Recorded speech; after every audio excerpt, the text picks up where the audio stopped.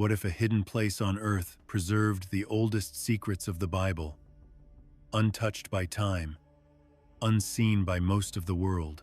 Imagine a land where ancient scrolls, sacred visions, and celestial teachings were carefully protected for centuries, quietly enduring through the rise and fall of empires, through conquest, colonization, and change.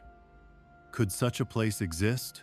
Could there be a corner of our world where the earliest whispers of divine stories, the stories of angels, giants, and prophets, still echo as vividly as they did thousands of years ago? As you sit back, perhaps with the soft hum of night around you, picture yourself stepping into this realm, feeling the weight of history settle gently on your shoulders, inviting curiosity and wonder in equal measure.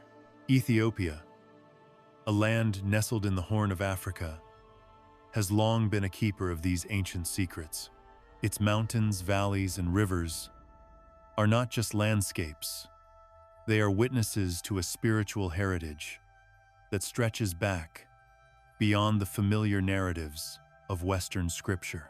Here, the biblical worldview has been preserved in its earliest forms, safeguarded by a unique tradition that reveres the sacred texts in their entirety, including books that many outside of Ethiopia have never even heard of. The Book of Enoch, the Book of Jubilees, and other writings of profound cosmic insight remain central to Ethiopian spiritual life, offering perspectives on creation, angels, and divine order that illuminate the mind and soothe the spirit. Picture walking along the worn paths of ancient monasteries, their stone walls bathed in the gentle glow of dawn. Monks, devoted for lifetimes, copy sacred texts with meticulous care, their hands moving slowly over parchment as if every letter is a bridge to the heavens.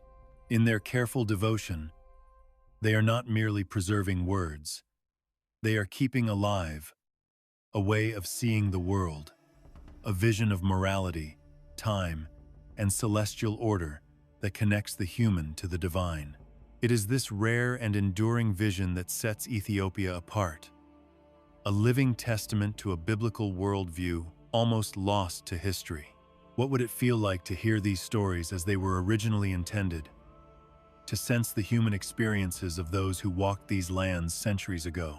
Imagine the awe of prophets and watchers, angels who descended to teach and warn, giants who roamed the earth, and humanity learning to navigate knowledge both sacred and forbidden. These stories are not just tales from long ago, they are invitations to reflect, to wonder, and to feel a connection across time. Here, history is alive, breathing softly through the wind that sweeps the highlands and whispers through the ancient churches where candlelight dances across walls lined with scripture. Consider for a moment how these preserved teachings might speak to us today. In a world often disconnected from its spiritual roots, where technology and constant motion drown out stillness, Ethiopia offers a pause, a place where the rhythm of faith and cosmic order can be felt once more. The stories of angels, of divine laws, of moral choices, and of the human struggle for understanding become more than ancient records. They become mirrors, reflecting our own inner journeys. Listening to these narratives, even softly, can bring clarity, a sense of calm, and a quiet awe, as though one is standing at the threshold of eternity, peering into mysteries that shaped the very foundations of human thought and belief. And yet, this is not a distant or irrelevant past. These teachings, preserved so carefully in Ethiopian tradition, carry lessons that resonate with the challenges and questions of modern life. How do we understand justice, morality, and divine guidance in our times? How do we perceive our place in the universe? In a world that often feels vast, unpredictable, and overwhelming. In Ethiopia's sacred texts, the answers are not always direct, but they are profound, offering insight through narrative, metaphor, and the gentle unfolding of cosmic order. Each story, each vision, asks us to reflect not just on what was, but on what could be within our own hearts and actions. Imagine the sky above the highlands at twilight, the stars appearing one by one, mirroring the celestial hierarchy described in these ancient texts. Imagine the sense of peace that comes from knowing that, for millennia, a people have cherished and preserved this vision, keeping it alive as a quiet, enduring flame. As the narrative unfolds, we are invited to enter this world slowly, to feel the calm, to allow our minds to settle, and to let the stories wash over us like gentle waves, each one leaving a trace of wonder and connection. Before we begin this journey into Ethiopia's sacred world, I invite you to take part in this story. Subscribe to the channel to continue exploring these ancient mysteries, and share with us in the comments your name, the city you are watching from, and the time at which you are joining this journey. Your presence becomes part of this shared exploration, a quiet act of curiosity and reflection that joins countless others who are stepping into the soft glow of history, imagination, and faith.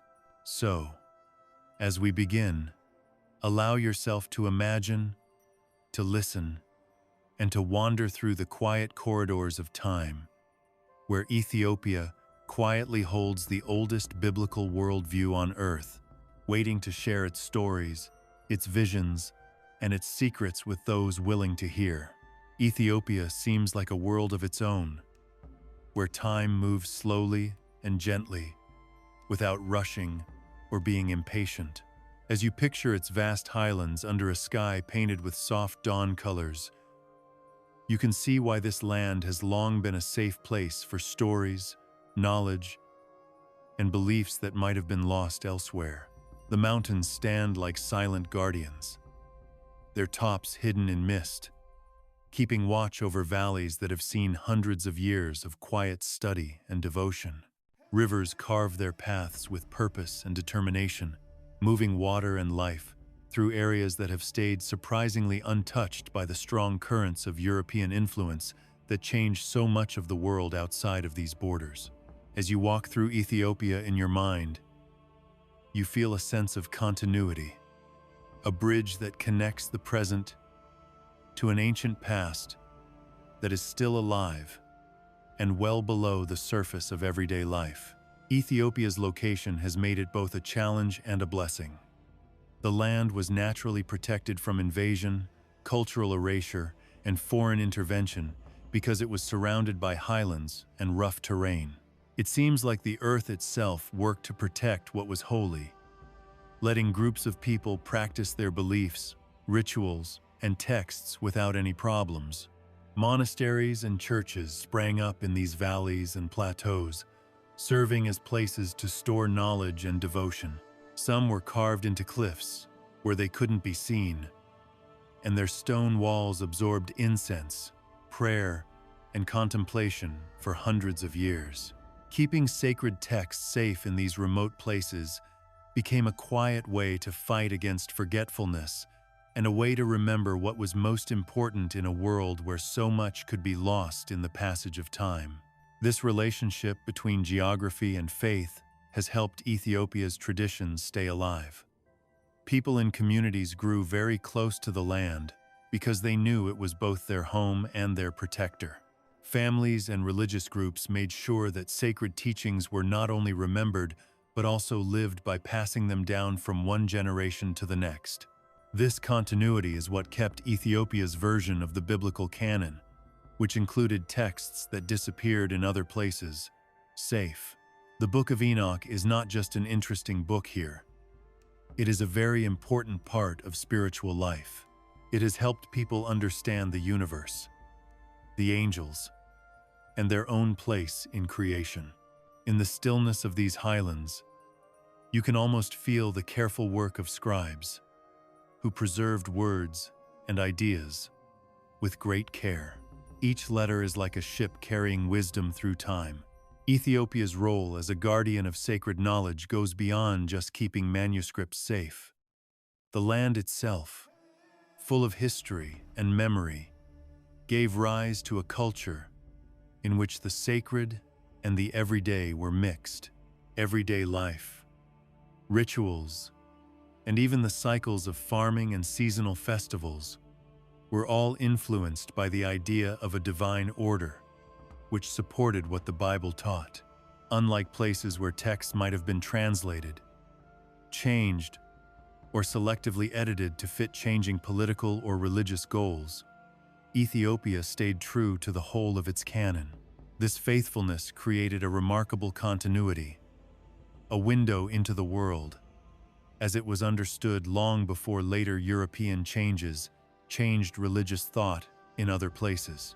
Picture yourself walking through one of the old monasteries that sit on the edge of a cliff, with the smell of incense and old parchment in the air.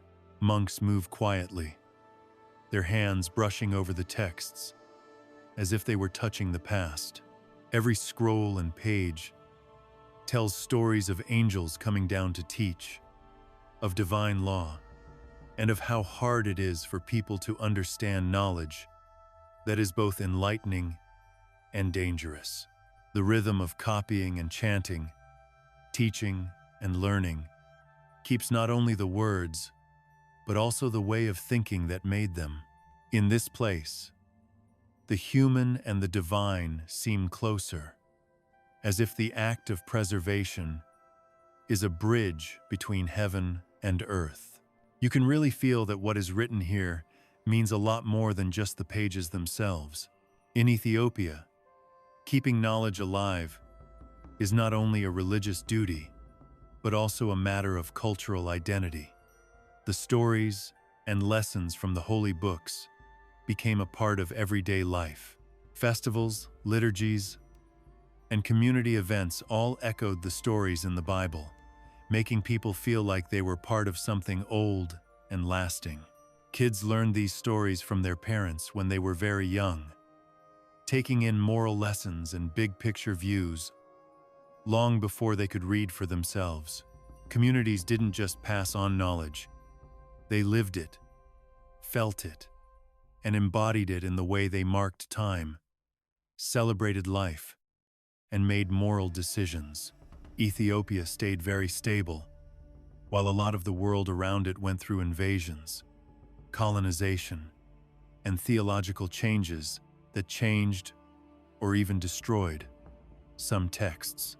Because it was relatively isolated, the country was able to keep a religious and cultural continuity that is amazing in its scope.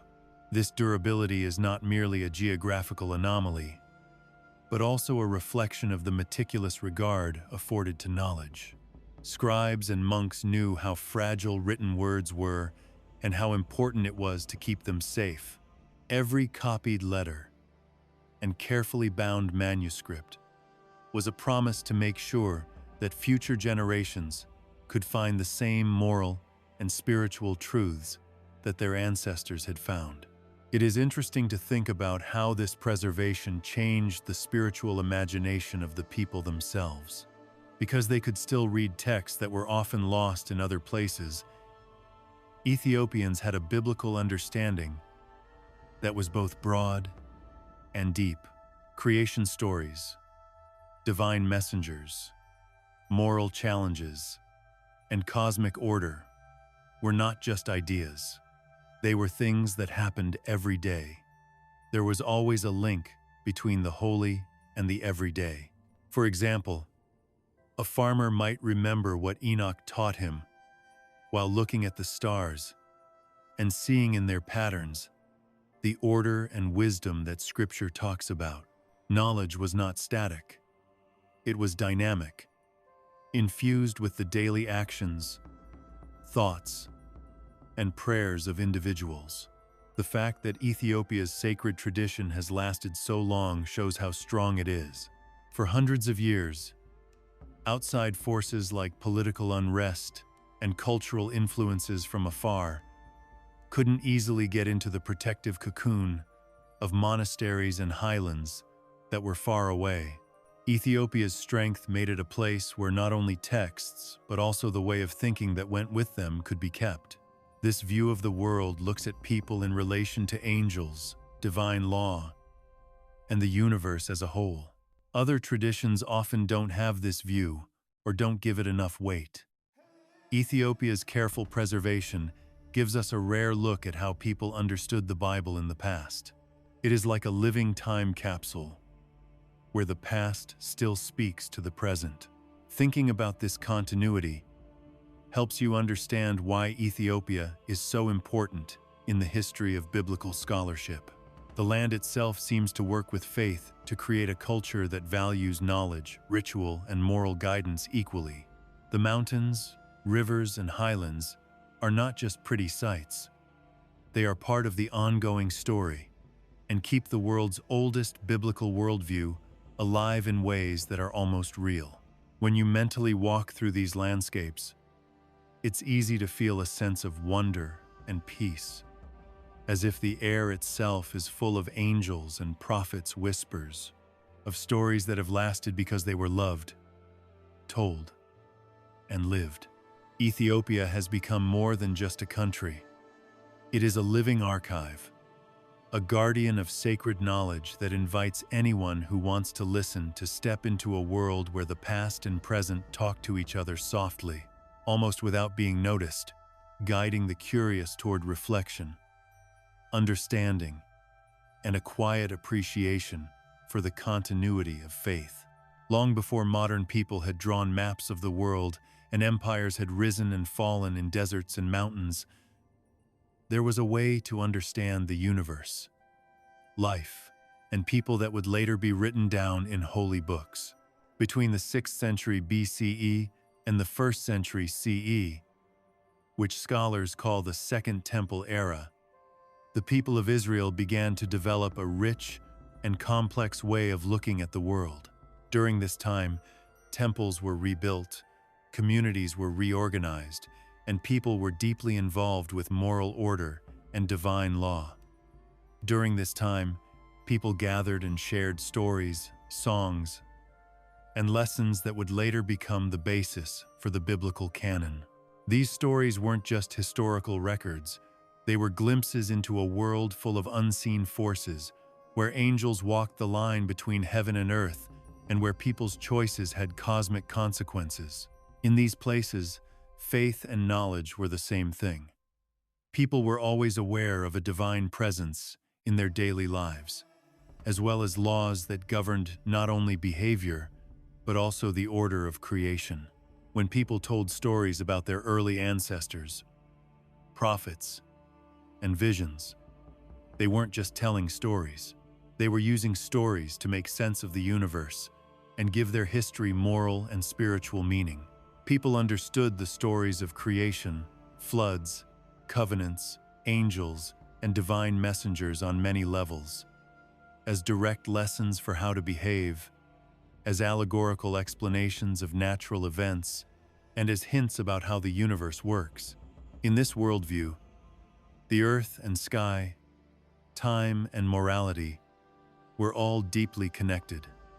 Each story was like a thread in a tapestry that showed both the seen and unseen worlds. This time period did not see the random or haphazard creation of biblical stories. Oral traditions were shared by communities in different areas, with each one adding its own details and keeping certain points that showed how people in that area understood and experienced culture. People told these stories at family gatherings, in public places, and in the temple's holy areas. They were written down, translated, and copied many times, but they still felt close and immediate. The stories were not just meant to be read as abstract texts. They were meant to be lived, to guide behavior, and to make people think. Through them, generations learned not only who their ancestors were, but also how the universe was set up, how justice and mercy worked together, and how people could responsibly take part in God's plan. The belief that the universe was layered, carefully structured, and ruled by divine principles was a big part of how Second Temple Jews saw the world. Angels and other heavenly beings were not just stories. They were real beings who did things, taught people, and sometimes even tested their faith. The stories of the Watchers, who came down to help or test people, show how deeply this culture thought about moral and cosmic issues. Each story was a meditation on duty and consequence, a look at how people fit into a bigger spiritual ecosystem. Time was sacred, not just because of the seasons and solar cycles, but also because of festivals and rituals that brought earthly life in line with heavenly rhythms. As stories were written down, scribes paid close attention to the order, language, and symbols used, making sure that the stories had both surface meaning and deeper truths about the universe. Creation was not just a moment in time. It was also a demonstration of divine order, showing patterns that guided moral and spiritual life. People saw floods, exiles, and rescues not just as events in history, but as examples of cosmic law lessons in morality and reminders of how weak humans are in the universe. Even genealogies, which may seem boring to modern readers, were important because they showed how creation happened and how divine, human, and cosmic histories are all connected. At this time, communities also started to deal with the conflicts and contradictions in the stories they had been given. Some stories said that angels were guides, while others said they were punishing figures. Some stories praised people for their successes, while others warned against being too proud and not following the rules. Instead of simply resolving these tensions, the storytellers kept them alive, creating a complicated moral landscape where issues of free will, divine justice, and human responsibility could be looked into. The Second Temple texts have lasting depth because they are carefully woven with narrative complexity. Anyone who is willing to look closely can find many layers of meaning. The oral and written traditions helped each other out. Families would gather around the flickering light of oil lamps to tell stories about patriarchs, prophets, and heavenly messengers. Scribes made sure that these stories were carefully copied onto scrolls. This back and forth between spoken memory and written record made a strong culture of storytelling, where moral, cosmic, and spiritual truths were all part of the same story. Every retelling was a quiet way of interpreting the story, a gentle way of guiding listeners, and a way of keeping alive a view of the world in which people were part of a universe full of divine presence. Many of the biblical stories we know today first took shape in this way. The stories of creation, the flood, divine covenants, and celestial beings were not just interesting historical or mythical tales. They were also ways to think about life, human behavior, and the natural world. The original cosmic view stressed harmony and order, making people remember that what they did had effects on both the earth and the heavens. Each story was like a thread in a bigger tapestry that connected generations and reminded them of where they fit into a well-ordered universe. Knowing where these texts came from also helps us understand how Ethiopia has played a unique role in keeping them safe. Other areas saw texts being reinterpreted, changed, or even lost completely over the years. But the early frameworks of Second Temple Judaism stayed mostly the same in Ethiopia. The stories still had a lot of depth, focused on cosmic order, and showed a universe full of angels, moral tests, and the presence of God. This preservation built a bridge from the earliest ideas about people and creation to later generations. This means that Ethiopians were able to inherit a view of the Bible that is still very close to the way it was originally seen. These early stories show that the biblical worldview was never just about rules or rituals. It was about putting human life in a bigger story and helping people understand the rhythms of the universe, the existence of unseen beings, and their own moral duties. It was a way of looking at things that found the holy in everything, from the sun rising over the hills to the smallest acts of kindness or thoughtfulness. These stories have been kept, passed down, and honored in places like Ethiopia, so they are still available today. They make us think about our place in a vast, ordered, and mysterious universe. The Orthodox Tewahedo Church's holy books in Ethiopia make a spiritual world that is very deep and has a canon that is much bigger than that of most other Christian groups. Many people know about the 66 books of the Protestant Bible or the slightly larger Catholic canon. Ethiopia, on the other hand, has a collection of 81 books that are important to its people and are used in their spiritual lives. These texts are not just historical records or theological essays. They are windows into a way of thinking that has lasted mostly unchanged for thousands of years.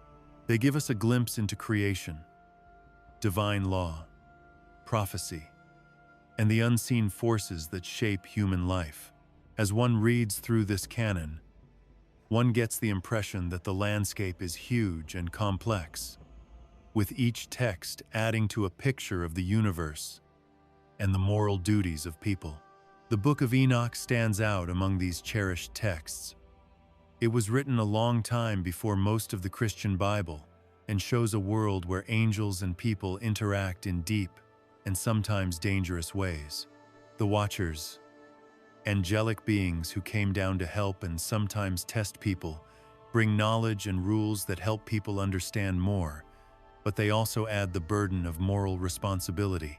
The writing vividly describes trips to heaven, visions of how the universe works, and the hidden workings of divine justice. For Ethiopian Christians, Enoch is not just a forgotten curiosity. It is an important part of their religious life that helps them understand the spiritual realms, where sin comes from, and how heaven and earth are connected. It makes readers think and feel awe, reminding them that the universe is full of God's presence and moral consequences. Another important book in the Ethiopian canon is the Book of Jubilees. It tells a lot of the same stories as Genesis, but with more detail and a different point of view. It focuses on the rhythm of divine time and the sacred order of human life. Jubilees divides history into cycles and festivals, showing how events in the sky and on earth fit together and how people should live in harmony with this order. When you read it, it's like stepping into a carefully measured universe, where everything you do and see has a bigger cosmic and moral meaning. Ethiopians get a sense of continuity from Jubilees that goes all the way back to the beginning of time and connects their everyday lives to the unfolding of a divine plan. The 1-3 Maccabean, which most people outside of Ethiopia don't know about, add another layer to this rich tapestry. These texts tell unique stories of bravery, struggle, and the search for righteousness that are different from the more well-known books of Maccabees. They stress moral choices, bravery, and how people interact with God's law in ways that feel real and personal. Ethiopia carefully kept these stories as they were, keeping their nuance and emotional impact, even though other cultures may have made them simpler or changed them over time. The stories of Maccabean remind readers that the Bible is not just a collection of old rules and stories. It is a collection of living stories that are meant to teach, inspire, and connect the spiritual and earthly lives of those who read them. The larger Ethiopian canon also has a lot of other texts, some of which are similar to well-known biblical stories, and some of which are completely new. Every book has a purpose and adds to a vision of life in which people, angels, and the universe are all connected in a deep way. History, morality, prophecy, and ritual are all connected in a way that makes it impossible to separate understanding the sacred from understanding the rhythms of life itself. Even stories you know well get deeper here, thanks to more detail and a point of view that has been carefully passed down for hundreds of years. The canon encourages readers to look beyond the surface and see the moral and spiritual currents that run through the events of human history as they unfold. The Ethiopian canon is especially impressive, not only because it is so big, but also because it has been kept in such good condition. These texts were kept whole through hundreds of years of political unrest, invasions, and the spread of other religions. Monasteries on mountaintops, secret libraries, and dedicated scribes made sure that no part of the canon was lost or changed in a big way. Every generation helped to carefully copy manuscripts, teach their contents, and use their knowledge in the community. It's like Ethiopia became a protector, a living archive, where the first ideas of human morality, divine order, and cosmic balance could stay safe. The picture comes to life when you think about reading and studying these texts. Imagine the soft glow of candlelight on the walls of a monastic library, where the smell of old parchment mixes with incense. Monks walk quietly between shelves full of scrolls and bound manuscripts. They run their hands over the words as if they hold the weight of centuries. As teachers tell stories, kids sit at their feet and learn about bravery, morality, and respect for things they can't see. These interactions show that the Ethiopian canon is more than just a collection of texts. It is a living tradition, a conversation that has been going on for a long time between the people who wrote the stories and the people who are still learning from them. The texts are amazing because of how they see things. Angels are not far away or just symbols. They are real people who are involved in the story and affect what people do and how things happen. Prophecies and visions provide understanding of the cosmos, the manifestation of divine justice, and the ethical dilemmas confronting humanity. The canon stresses responsibility by reminding readers that knowledge and action are two sides of the same coin, and that every choice has effects in both human and divine spheres. In this way, the Ethiopian canon keeps not only stories, but also a whole way of looking at the world, one in which spiritual awareness, moral reflection, and cosmic understanding are all connected. These texts offer insight into Ethiopian culture and imagination over the centuries, even beyond their religious significance. The mix of historical facts, a cosmic view, and moral advice shows that people in this society were very aware of the links between the past and the present, as well as between human actions and divine order. Every book makes you think, reflect, and feel amazed, and it encourages you to live in a world that is both familiar and very big. When you read these texts quietly, you can feel the heartbeat of a tradition that has lived on because it was cared for, respected, and seen as a living inheritance instead of a static relic. The Ethiopian canon helps you understand why people often call this place a living time capsule. It contains a collection of writings that shed light on not only biblical history, but also the spiritual and moral imagination of a people who have kept their vision alive for thousands of years. In these 81 books, the cosmic, the human, and the divine come together. They give a view that is both old and easy to get to, inviting anyone who wants to listen into a world where every story, vision, and teaching has been carefully cared for loved, and passed down through the years. Enoch moves through history quietly, like a person who is both human and divine. His life connects the worlds of heaven and earth. From the first time he is mentioned in the Bible, he has an air of mystery about him that makes people both afraid and thoughtful. Unlike other characters whose stories are limited to mortal struggles, Enoch is depicted as someone who walks closely with the divine and sees visions that show how the universe works behind the scenes. Think about how heavy that knowledge would be, walking among other people while seeing the vastness of heavenly realms and understanding how angels, stars, and the moral currents that shape existence all work together. The Book of Enoch describes these journeys in great, often shocking detail. Angelic beings take Enoch across the heavens, and their shapes and purposes are described with both accuracy and awe. Angels are not just distant ideas. They are real beings who are responsible for keeping secrets, sending messages, and keeping the universe in order. Every meeting reveals a part of reality that most people can't see, like how the stars move and how God judges people. Enoch's point of view serves as a bridge, a lens through which readers can explore the universe, feel the delicate balance between order and chaos, and see the moral structure that supports creation itself.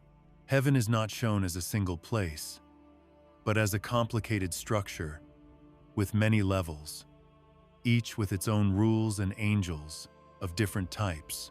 Some people watch over celestial bodies and carefully chart their paths to make sure that day and night, seasons, and years all follow the right rhythm. Others keep an eye on people, guiding, teaching, and sometimes warning them. Their presence is a constant reminder that what people do has effects that go beyond what can be seen right away. Enoch's travels show this hierarchy in a way that is both informative and deeply poetic. They show the universe as a living, interconnected system in which every being and every action adds to the overall harmony. The visions often look like dreams, moving from one cosmic scene to the next, with each one being more amazing than the last. Enoch sees the rooms where the angels keep the winds and the treasures of the earth, the places where the stars stay on their paths, and the secret places where the actions of people are written down and judged. He sees what happens to the fallen angels, who broke the rules set by God, and the punishments that follow. These stories give readers more than just strange pictures. They give them a way to think about morality, cosmic order, and the deep effects of knowledge and choice. The closeness of these visions is what is amazing. Enoch sees huge cosmic structures and celestial hierarchies, but he is never far away from them. The angels talk to him, tell him what they do, and explain why God's laws are what they are.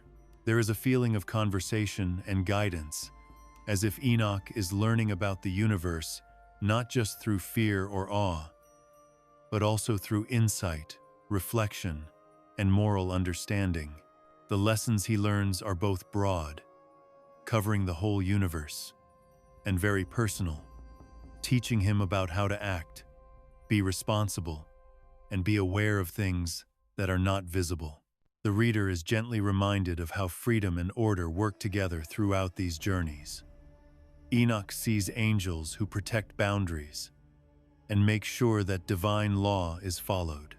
He also sees what happens when beings, whether they are angels or humans, cross these lines. The Watchers, angels who came down to teach people but ended up making mistakes, show the conflict between knowledge and responsibility. Their stories have a moral weight to them, which shows that wisdom is not just an intellectual pursuit, but also an ethical one that requires paying attention to both divine instruction and the human heart. The heavenly landscapes are beautiful in and of themselves, with light, motion, and sound. There are rivers of fire, clouds that shine with the light of God, and glowing rooms that echo with angelic voices. All of these things make you feel amazed and thoughtful. Enoch doesn't rush through these places. He moves slowly, thoughtfully, and carefully, letting the reader take in every detail as if they were walking with him. This way, the visions turn into meditative experiences that make you feel awe, humility, and curiosity about how big creation is and the forces that control it. Enoch's travels also look at time in both small and big ways. He sees patterns in the days, seasons, and cosmic events that go beyond what most people can see. The structure of heaven shows not only spatial hierarchy, but also temporal rhythm, where the past, present, and future are all connected in ways that are hard to understand. We see a world through his eyes, where order and change can live together, where God's plans and people's choices can work together, and where every event is part of a tapestry that is both complex and long-lasting. The Book of Enoch doesn't just teach lessons about the heavens. The visions always go back to the human world, showing how events on earth and in heaven affect each other. Enoch sees how God's orders affect human communities, how sin and disobedience affect people, and how the righteous are rewarded and protected. These stories combine moral and cosmic elements to show a universe where human actions have effects that go beyond what we can see, and where understanding the unseen is as important as understanding what we can see. Enoch is more than just a prophet or seer. He is a witness, a guide, and a bridge. His experiences prompt the reader to contemplate the expansive aspects of existence, to ponder the existence of unseen entities, the ramifications of moral decisions, and the elegance and intricacy of a universe imbued with divine order. The visions are immersive, engaging the mind and heart at the same time. They invite the imagination to roam the heavens, while the heart learns from the lessons that are woven into each scene. When looked at through the lens of Ethiopian culture, Enoch's journeys become even more important. In this context, the Book of Enoch is not a minor text, but a key source of spiritual and cosmic knowledge. It shapes how people think about angels, right and wrong, God's judgment, and the way the universe is put together. The fact that the text has survived and is still important shows that Ethiopia is a keeper of ancient wisdom. The vision of heaven and earth that it describes is still very clear and helpful, even though it was written down hundreds of years ago. Angels were beings who lived long before the normal rhythms of human life began. Their job was to watch over, guide, and keep the order of creation. The Watchers were one of these heavenly beings. They had an air of authority and deep curiosity. They weren't just watching from a distance. They were beings who could think, learn, and make moral choices. They were in charge of watching over humanity, and they saw early generations of people learn to speak, settle the land, and find the right balance between following God's laws and staying alive. Still, even though they had a high calling, the Watchers were not immune to being fascinated by the human world, which seemed both simple and endlessly complicated. The Watchers' descent to Earth wasn't a sudden act of rebellion. It was a slow process of interest and worry. From their high points, they watched the growing human communities and took note of both the beauty and the chaos of early civilization. They saw people trying to farm the land, build homes, and talk to each other from far away, and they felt a pull of empathy, a desire to help, instead of just watch. Some of the Watchers were fascinated by how much people could do, and how innocent and determined they were as they learned to live in a big, wild world. Some people were fascinated by how emotions like fear, joy, and curiosity affected choices. They felt themselves getting closer and closer to a world they had only seen from above. The stories talk about the Watchers as beings who had a hard time balancing their duties with their desires. Their job was to watch, teach in a subtle way, and uphold divine law. But they were tempted to get involved directly. They wanted to share what they knew and help people in ways that went beyond just watching. They wanted to share the secrets of the universe, the complexities of celestial mechanics, and even the very basis of morality. But sharing like that was dangerous, because the angels' insights had effects that people weren't always ready to understand, and the angels themselves risked the judgment of God for going beyond their roles. Their fall was caused by both curiosity and compassion. They watched how people lived and fought, saw patterns in the stars and the seasons, and thought about the big questions about life that people often don't know how to put into words. How did someone find the right balance between knowing and holding back? How could someone help someone else without taking away the lessons that come from experience? These questions, which were easy to understand but had deep meanings, brought the Watchers and the people they were supposed to watch closer together. And yet, even though they wanted to help, they ran into problems that were part of their own nature. They knew that teaching too much too soon could upset the delicate balance of life. The Watchers' descent was not the same for everyone. Some came down slowly, while others, drawn in by the chance to interact, became very close to humans. Their choices were very human. The need to connect, the urge to get involved, and the difficulty of balancing love and duty. Some people enjoyed teaching farming, showing others how to grow grain or take care of animals in ways that would keep them alive.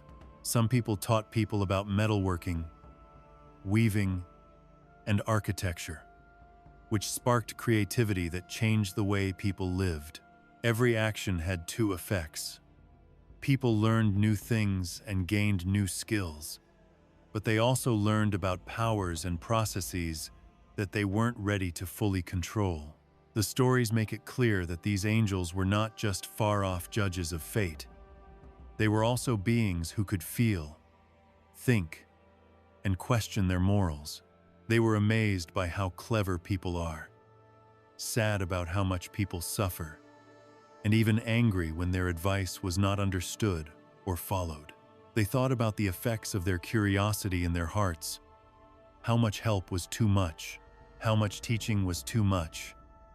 And when would they risk losing favor with the divine order they had been given to protect? These struggles make the Watchers more relatable by turning them from abstract figures into beings whose choices reflect the moral dilemmas that any thoughtful person can understand. There was a hierarchy among the Watchers, with some in charge of certain areas or tasks and others who were good at watching and reporting. But they all knew about divine law and understood that the human world was just a small part of a bigger picture that went beyond what they could see right now. Some angels chose to share forbidden knowledge about astronomy, medicine, metallurgy, and the secrets of nature. They did this out of curiosity, kindness, or even interest, but their actions had effects that lasted for generations. The stories stress that knowledge is never neutral. It comes with responsibility, and the Watchers, like people, had to think about how their decisions would affect others.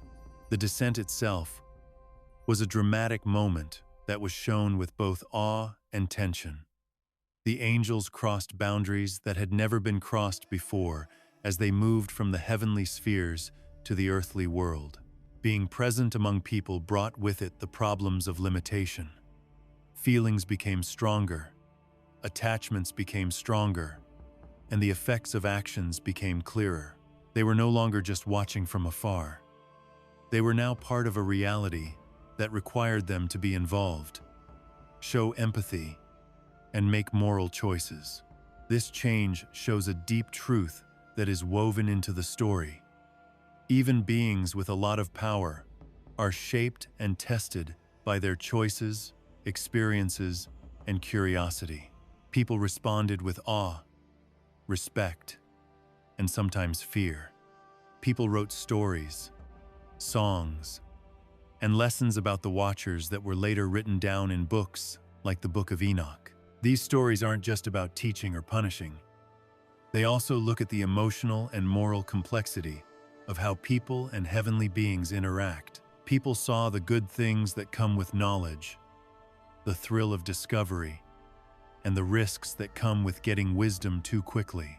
They learned that moral responsibility is linked to power, understanding, and insight, and that every action, no matter how good the intentions, has effects that last forever. These stories show that the Watchers are not distant mythic figures, but real people with curiosity, doubt, desire, and a lot of thought. Their descent to Earth is both literal and symbolic. They go from being observers to being involved, and from being detached to being deeply involved with the moral and cosmic order. It is a story that transcends time, prompting readers to reflect on the essence of divine guidance and the decisions associated with curiosity, responsibility, and the aspiration to assist others in overcoming life's challenges. The Watchers brought with them not only their heavenly presence, but also the secrets of the heavens, the hidden truths of creation that humans had not been able to understand. They taught early humans how to watch the stars and chart the rhythms of night and day, as well as how to predict the changing of the seasons. They showed how the heavens worked in great detail, explaining where the planets were and how time worked. These lessons were both eye-opening and too much for people who had never understood how big the sky was before. They gave people a sense of being connected to the universe and a look at the order that ruled life beyond what people could see. But the Watchers also taught skills and arts that were more real and had a bigger impact right away, in addition to astronomy. They taught people how to work with metals, how to get gold, silver, and copper out of the ground and shape them, and how to make tools and weapons that were much more advanced than anything that had come before. They taught the basics of building, which made it possible to build shelters, altars, and other structures that would last for generations. People shared their knowledge of herbs and medicine, telling others which plants could help and which ones could hurt.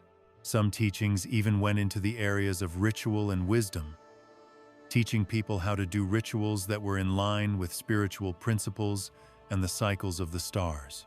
Every new piece of information made people stronger, helped them survive, and helped them understand the world better. But it also had very important effects. This forbidden knowledge created a conflict between power and responsibility, wisdom and temptation.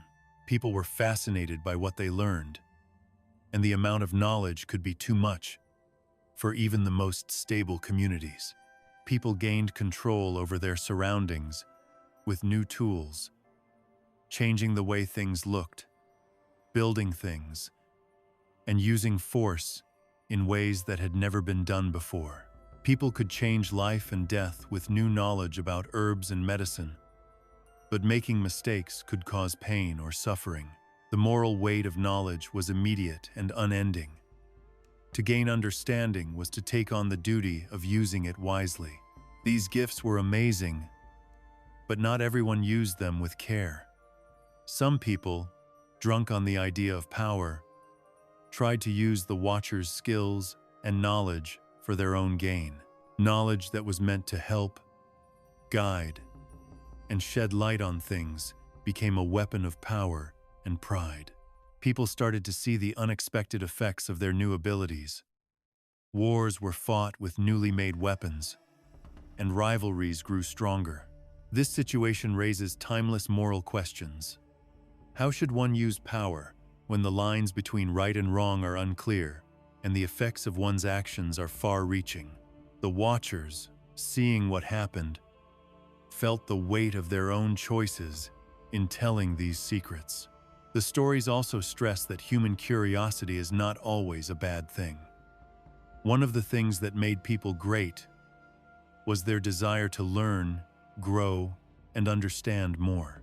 The hard part was finding the right balance, using what you know with humility and care, knowing when you can't know everything, and knowing that wisdom without a moral foundation can lead to disaster. Communities struggled with issues of morals and self-control, trying to find a balance between the good things that come from having advanced knowledge and the bad things that can happen when it is used incorrectly. The stories show how deeply moral and spiritual early humans were. They show that they were thoughtful, reflective, and able to learn not only technical skills, but also lessons of conscience. The narrative ramifications of prohibited knowledge transcended immediate human experience. As people learned more about celestial patterns, metallurgy, and medicine, they saw the universe in a new way. They realized that there was a bigger universe out there, one that was controlled by unseen forces and moral law. But they also realized how fragile their own understanding was. Pride, ambition, and curiosity mixed together, which led to new ideas at times and chaos at other times. The Watcher's teaching showed the way to greatness, but it also showed the dark side of knowledge. It can be a gift, but it can also be a burden if you don't use it or understand it correctly. The stories of the children of these interactions make this moral duality very clear. People say that the giants are the result of people and watchers interacting with each other. They show the real effects of crossing lines that shouldn't have been crossed. Their presence is both awe-inspiring and frightening, showing how power and responsibility can be out of balance. People in communities had to deal with questions about survival, justice, and the moral implications of knowledge that isn't natural. Every time someone learned something new or got better at something, it had effects that lasted for generations and changed society in ways that were both obvious and not so obvious. These stories teach us lessons that are both practical and philosophical.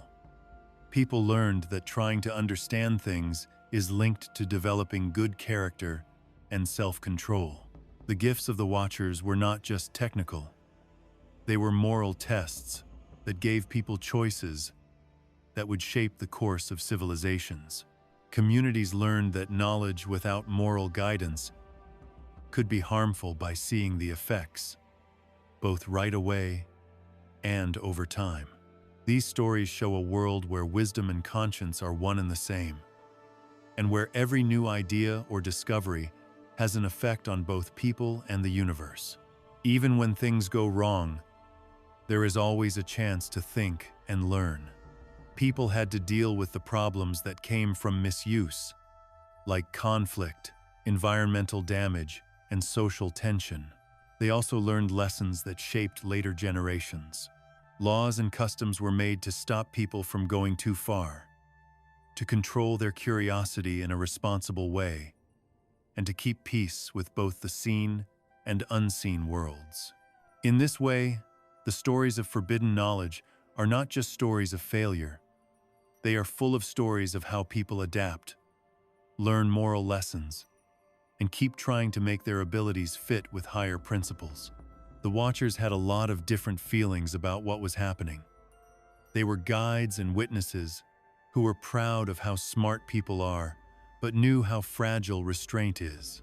Their descent to Earth was an act of connection and kindness, but it also showed how dangerous it can be to share information too soon.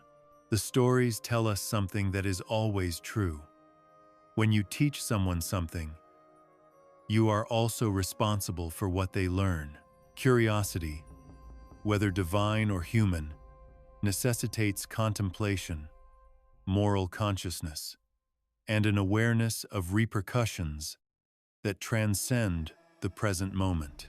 In the end, the story of forbidden knowledge is about finding the right balance between potential and responsibility, between insight and restraint. The gifts of the Watchers broadened human vision and ability, opening up new ways of thinking, doing things, and seeing things.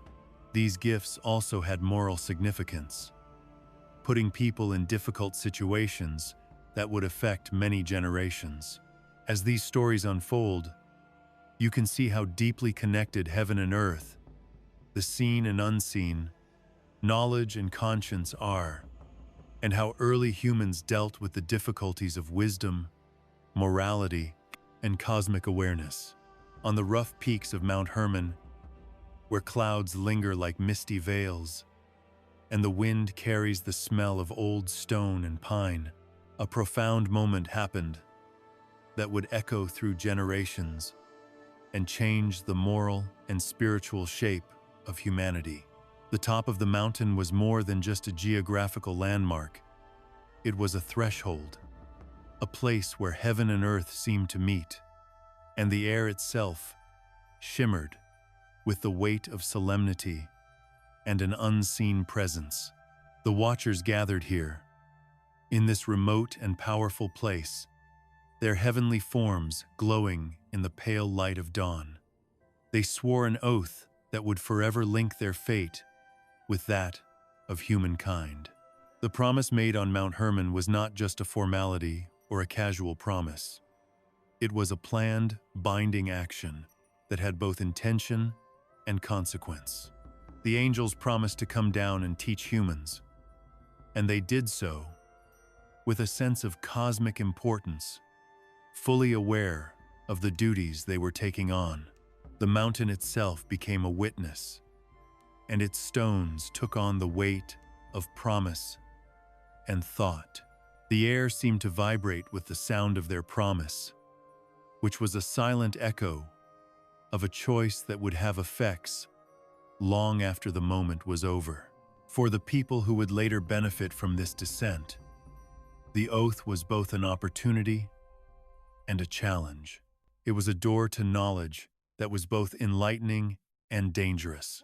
There was symbolism in every part of this moment. Mount Hermon, standing alone in its grandeur, was a line between the divine and the mortal, a place where choices could not be easily undone. To come down from such heights meant leaving behind the safety of heavenly order and entering the unpredictability of human life. By taking their oath, the Watchers recognized this change. They were crossing a line that would make them more open to temptation, vulnerability, and the moral problems that come with dealing with beings whose understanding of good and evil was still growing. Their choice showed the conflict between authority and compassion, observation and action, and restraint and curiosity. The people below, who didn't know it at the time, would soon see the effects of this holy vow. The descent from Mount Hermon brought knowledge that had been kept secret in the heavens for a long time. The Watchers brought knowledge of farming, metallurgy, astronomy, and spiritual guidance down from the top of the mountain. Each lesson was a reflection of the oath they had taken.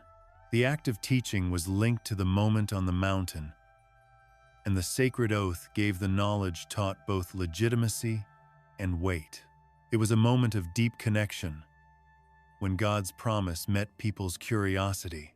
This started a chain of events that would change civilizations and moral consciousness for generations.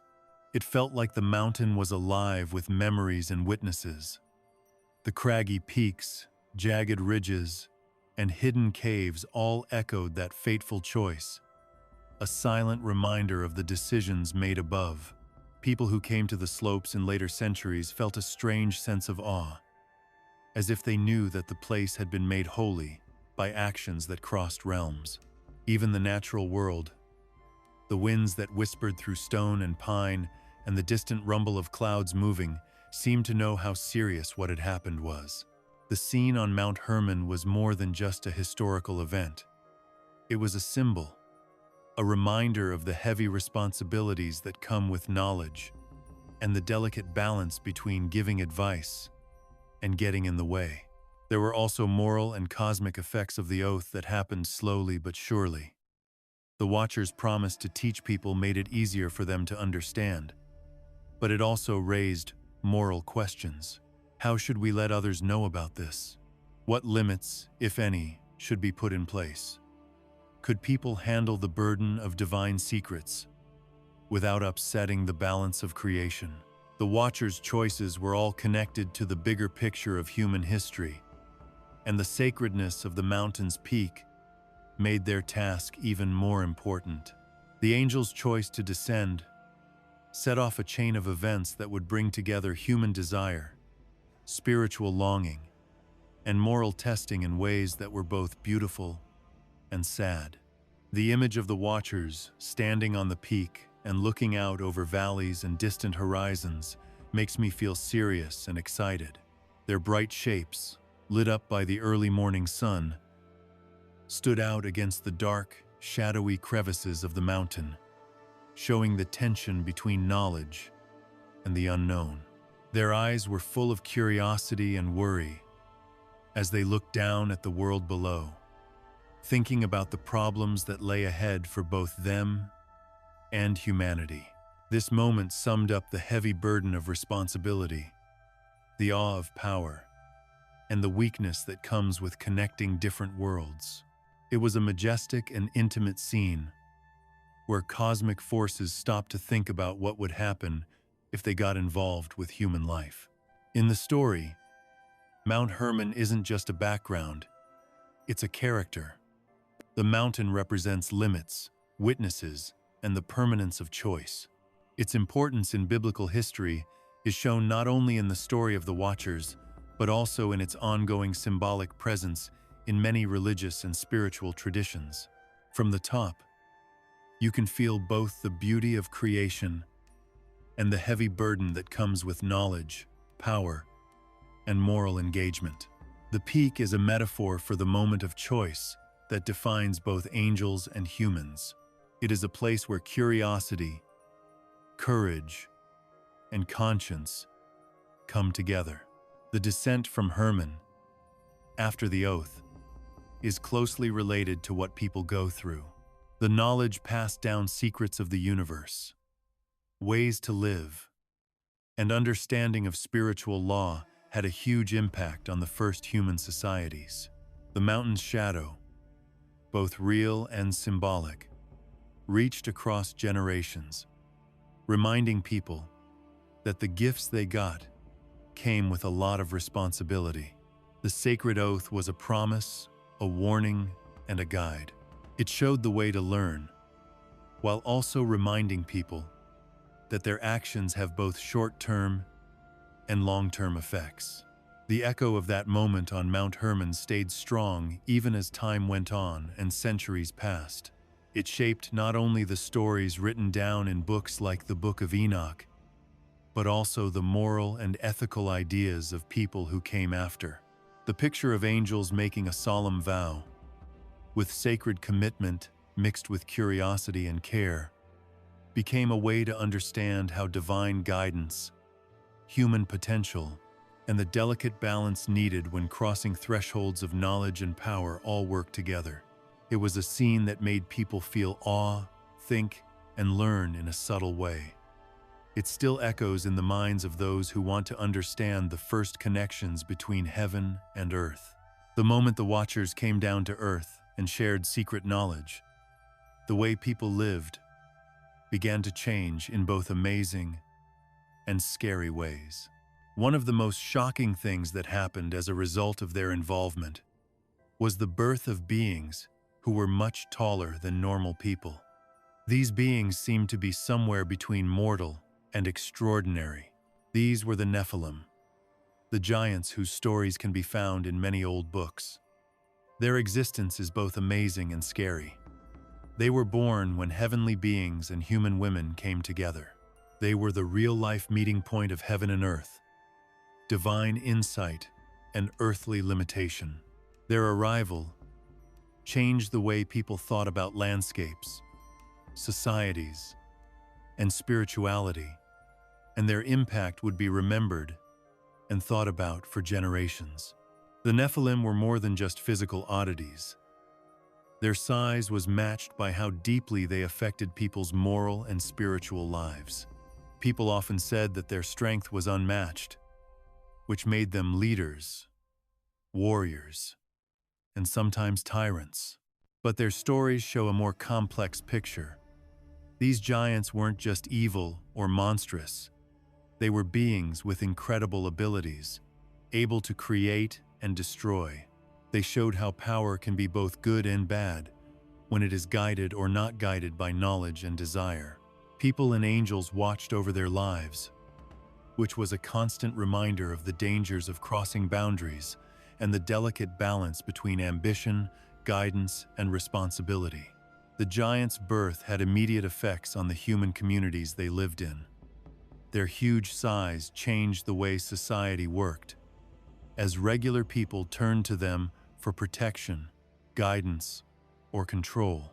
The Nephilim could do things that seemed impossible, like moving huge stones, changing the landscape, and building settlements that were too hard for normal people to do.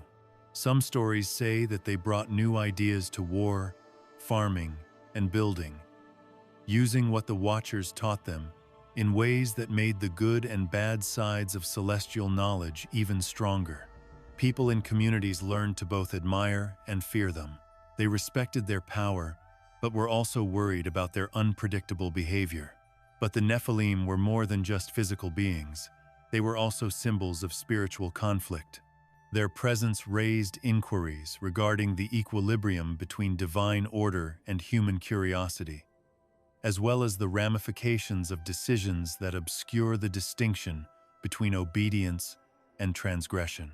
They were hybrids of human and angelic influence, and they served as living reminders that knowledge and power have moral weight and that crossing boundaries, even with good intentions, can lead to unexpected results. Their presence emphasized the necessity for discernment, humility, and the meticulous navigation of teachings derived from elevated dimensions. Every action of a Nephilim, be it protective, destructive, or apathetic, embodied the intricacies of inheritance, knowledge, and free will. People were both scared of and fascinated by the Nephilim, which is shown in stories about them. People were in awe of these giants because they were strong, smart, and had a sense of the otherworldly. At the same time, communities knew that this kind of power could destroy societies, upset the moral order, and even get God's attention if it was used the wrong way. In the spiritual imagination of early humans, the giants became important figures that represented both gifts and burdens, chances and dangers. Humans learned to think about the moral aspects of knowledge, the effects of ambition, and the duties that come with having extraordinary abilities through their lives. The Nephilim were more than just physical beings in the biblical worldview. They also shaped spiritual stories and moral awareness. Their stories stress that the natural and supernatural are closely linked, and that the actions of both celestial beings and humans have long-lasting effects on the world. The giants' lives were full of both opportunities and dangers, showing how good it is to have insight and how bad it is to go too far.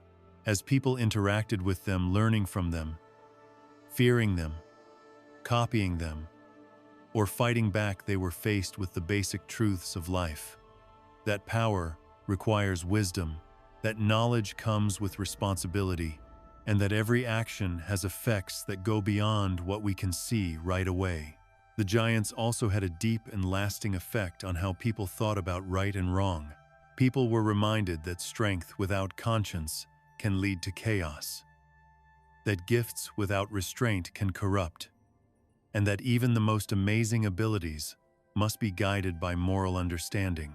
Their stories became warnings and lessons that everyone remembered, reminding people to be careful, smart, and respectful when dealing with power and knowledge. The Nephilim taught people that being morally aware and being able to do things are two sides of the same coin. and that spiritual growth must go hand in hand with physical and mental growth. The Nephilim were not one-dimensional in these stories. Some stories say that some giants were protectors or guides who used their strength to protect communities or help people learn in a responsible way.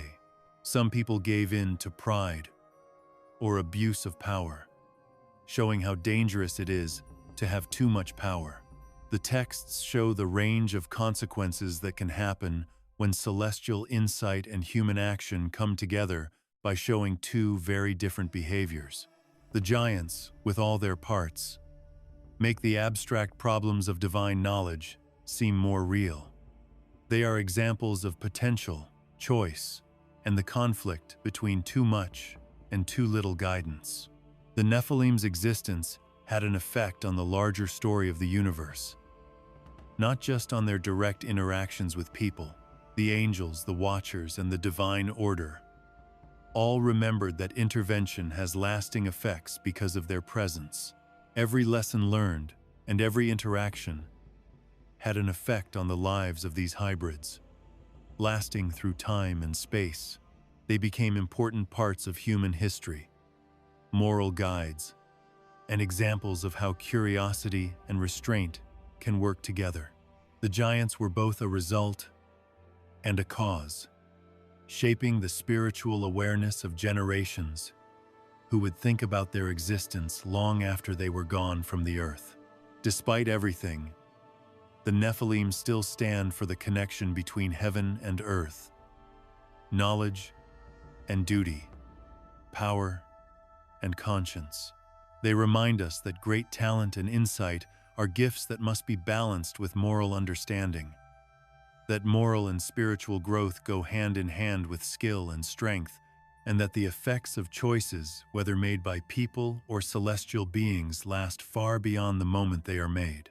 In their towering forms, people saw both the good and the bad that can come from crossing boundaries, learning things that are too deep to take lightly, and entering a world where the divine and mortal meet in ways that require thought, humility, and awe. In the middle of Ethiopia, time flows differently because of an old understanding of the universe that connects human life to the movements of the stars. The Ethiopian calendar, with its own structure and cycles, shows a deep understanding of how time, divine order, and the spiritual lives of communities are all connected. It keeps patterns that are in tune with both the seasons on Earth and the movements of celestial bodies, keeping a subtle harmony between life on Earth and the rhythm of the universe. This way of measuring time is more than just a way to keep track of days and years. It is a living reflection of the universe and a way for generations to connect with the sky above. The Ethiopian calendar has 12 months, each with 30 days. There is also a short 13th month. This makes the year both methodical and symbolic.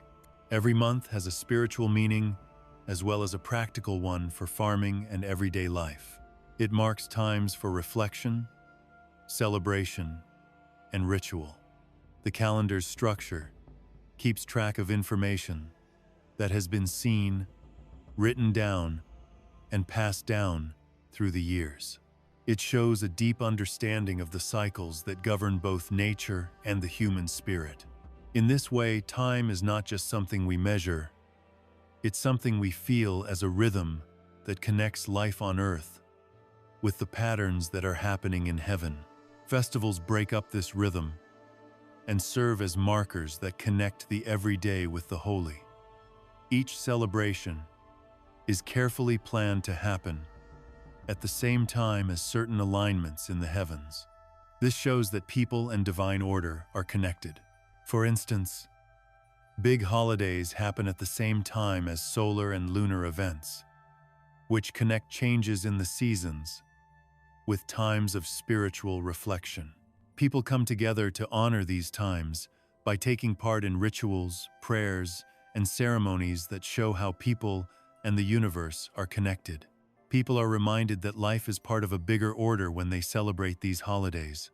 Days and nights, seasons and stars, all have meanings that go beyond what we can see right now. The calendar also tells farmers when to plant and harvest, linking their work to the natural and celestial worlds. The calendar's rhythms guide when to sow, harvest, and rest, showing that people know that they need to be in tune with both the earth and the sky to survive. The Ethiopian people have passed down this knowledge through the years, making sure that communities stay in line with both practical and sacred cycles. In this way, the calendar is a bridge, a tool that helps people work together with the subtle forces that shape life. It reminds each generation that timing is just as important as effort and intention. The calendar is more than just a tool. It shows a cosmic view of time as a sacred continuum rather than a series of separate moments. People see days, months, and years in relation to divine design, with each period showing order and balance. This awareness makes people think about the bigger things that are going on in the universe, which makes them feel humble and amazed by the way they live. From this point of view, time is not just a straight line. It is a living expression of celestial patterns, a rhythm that links the limited human experience to the limitless and eternal universe. The calendar is full of heavenly cycles that have a big impact on both spiritual and community life. The sun and moon's movements, the rising of certain stars, and the changing of constellations are all signs that help people pray, meditate, and do rituals. These patterns, which have been carefully watched and understood over hundreds of years, help us make sense of human life in the larger story of the universe. The way that festivals and sacred observances line up with these cycles shows a careful focus on harmony, making sure that spiritual reflection stays in tune with the natural and celestial world. Every festival is a time when the rhythms of heaven and earth come together, showing communities how to live in a way that is in line with God's plan. The Ethiopian calendar also keeps people aware of sacred time, which goes beyond just keeping track of time. Some days are spiritually important because they are thought to be times when the line between the mortal and divine is thinner. This is when people can best focus on reflection, worship, and moral alignment. These times give you a chance to think about the deeper questions in life and how your actions fit into the flow of generations and the rhythm of the universe. The calendar is more than just a tool. It's a guide for spiritual attunement, a living map that encourages people to take part in the unfolding of moral and cosmic order. The festivals are full of meaning, and they often include things that remind people of the way heaven is set up. Music, dance, rituals, and visual cues all help people remember the heavenly order and make them feel like their lives are connected to things that are not visible. Along with these celebrations, stories, prayers, and teachings have been passed down from generation to generation. They stress continuity and remind each generation that human experience is part of a larger cosmic story. By taking part, people are encouraged to internalize these lessons, realizing that their decisions and actions are part of a bigger picture that is both temporal, ethical, and spiritual. When you look at the Ethiopian calendar, you see a worldview that combines the sacred and the everyday, where everyday life is full of awareness of the divine and the celestial. It is a system that teaches people to be patient, think about things, and pay attention, all of which are important for people to thrive.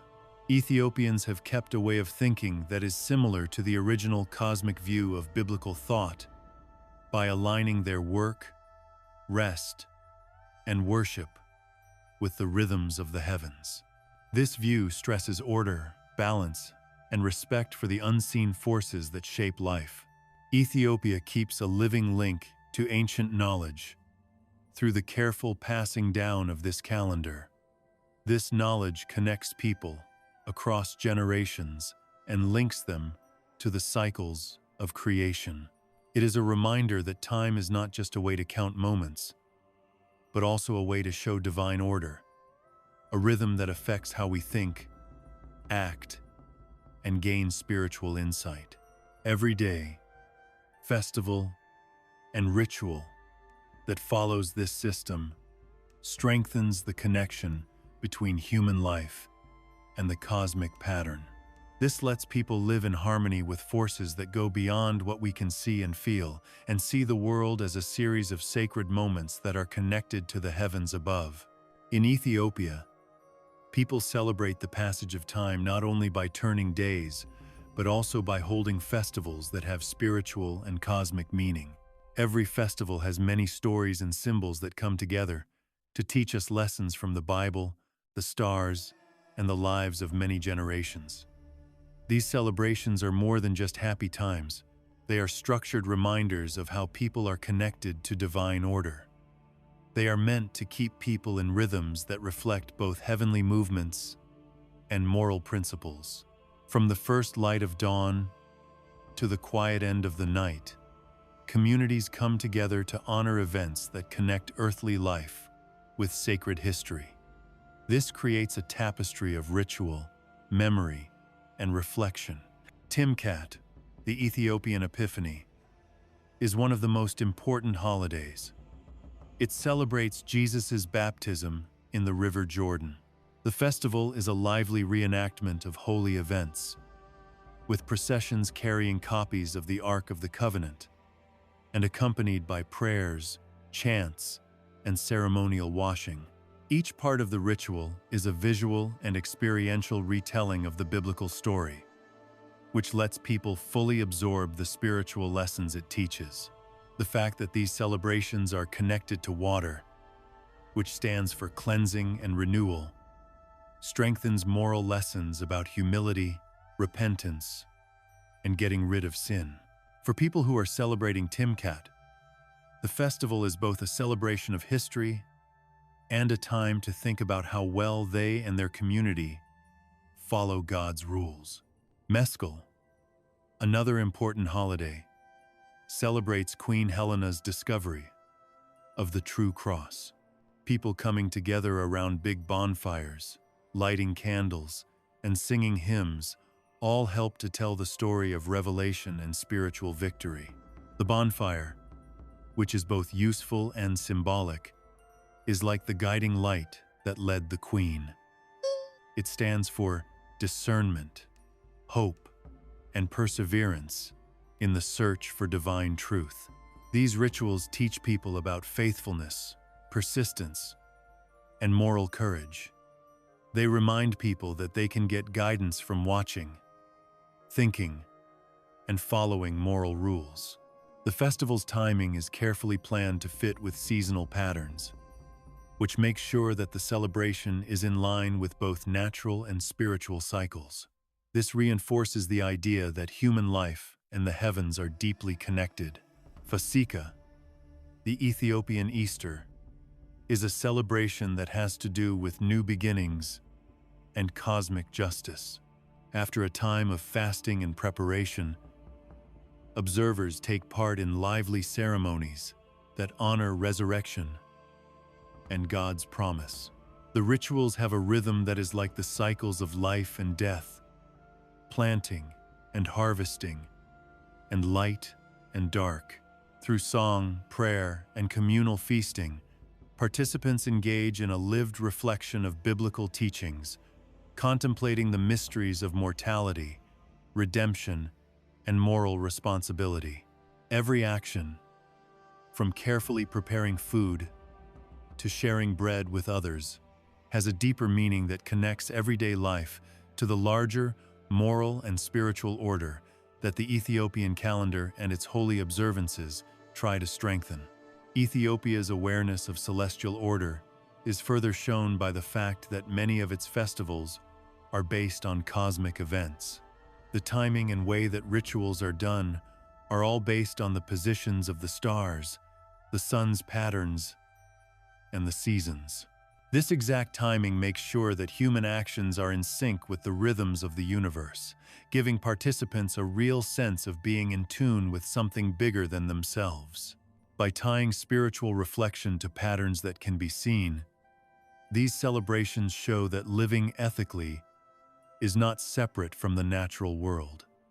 Instead, it flows in harmony with the cycles that govern both heaven and earth. Kids who grow up in this environment learn these lessons not just from stories and lessons, but also from taking part in rituals, which lets them take in the wisdom of generations who looked at the heavens before them. The festivals also bring people together and remind them that moral and spiritual teachings are not just things they do for themselves, but things they do for everyone.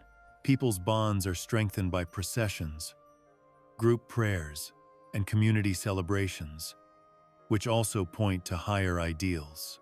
They offer opportunities for biblical stories to be experienced, rather than merely recited, encouraging participants to embody principles of justice, compassion, and faith. The rituals become connections between story and experience, as well as between moral principle and action. The stories behind each festival are meant to teach people in a way that isn't just abstract philosophy, but also through sensory, emotional, and participatory engagement. Sacred music and chant are very important to these events because they bring together ancient texts, moral thoughts, and spiritual symbols. The melodies often copy the patterns of the world around us and the stars, echoing rhythms that have been heard for hundreds of years. These songs make people think about morality by making them think about divine order, the effects of human actions, and how all life is connected.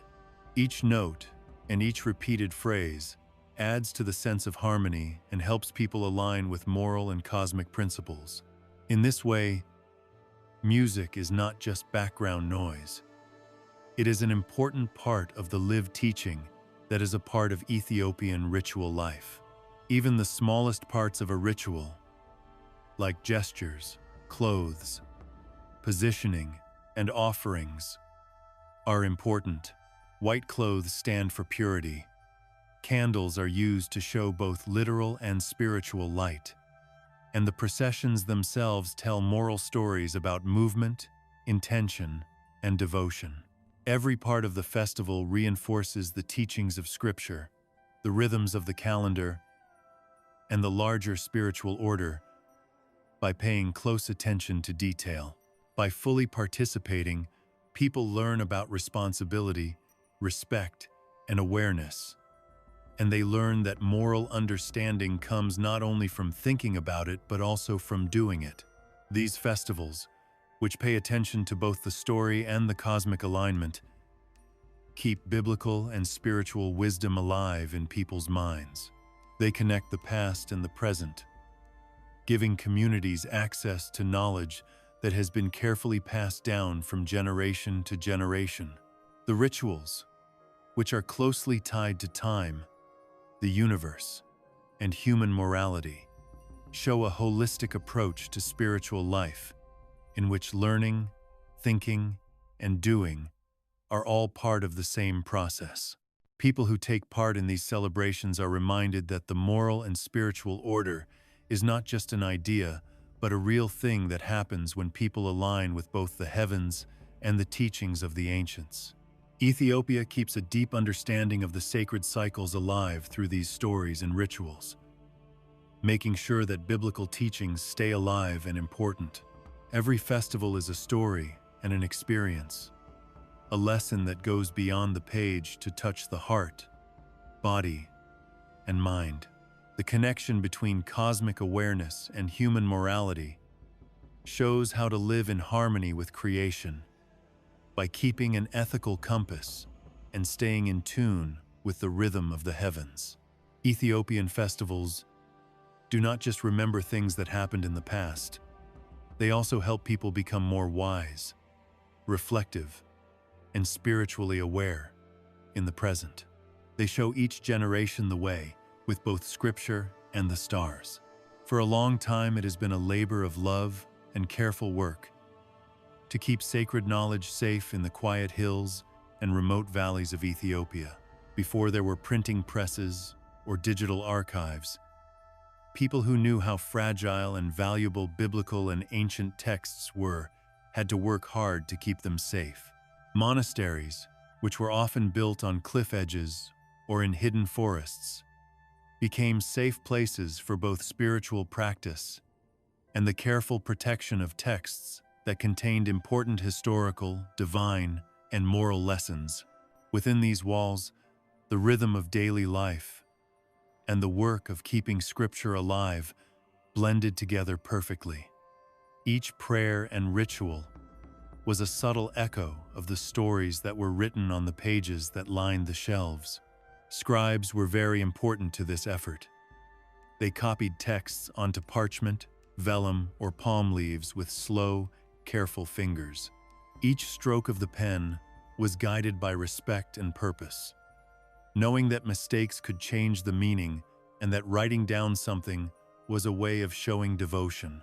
People worked hard to avoid making mistakes because the knowledge they kept was sacred and held truths that went beyond the present. The repetition of letters, the careful spacing, and the exact rendering of symbols became a form of meditation, a mix of art, memory, and spiritual discipline. For generations, Ethiopians could get to the flow of wisdom that had been going on for centuries and was still going strong despite the threats of time, war, or decay. Oral transmission worked with these written efforts to keep the knowledge in sacred texts alive, even when copies were hard to find or damaged. Communities depended on memorization, recitation, and storytelling to pass on what they had learned from teacher to student and parent to child. The oral tradition stressed not just the words, but also their rhythm, intonation, and moral cadence, which helped people learn lessons deeply. The story included songs, chants, and poetic refrains that made an auditory memory that could last longer than any one manuscript.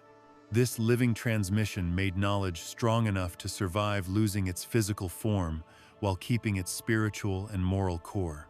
Monasteries were very important to this process because they were both places to store things and places to learn. The walls of their rooms often had rows of carefully rolled or bound manuscripts stored in rooms with controlled light and humidity, or they were hidden away in niches carved out of stone. These books were more than just things.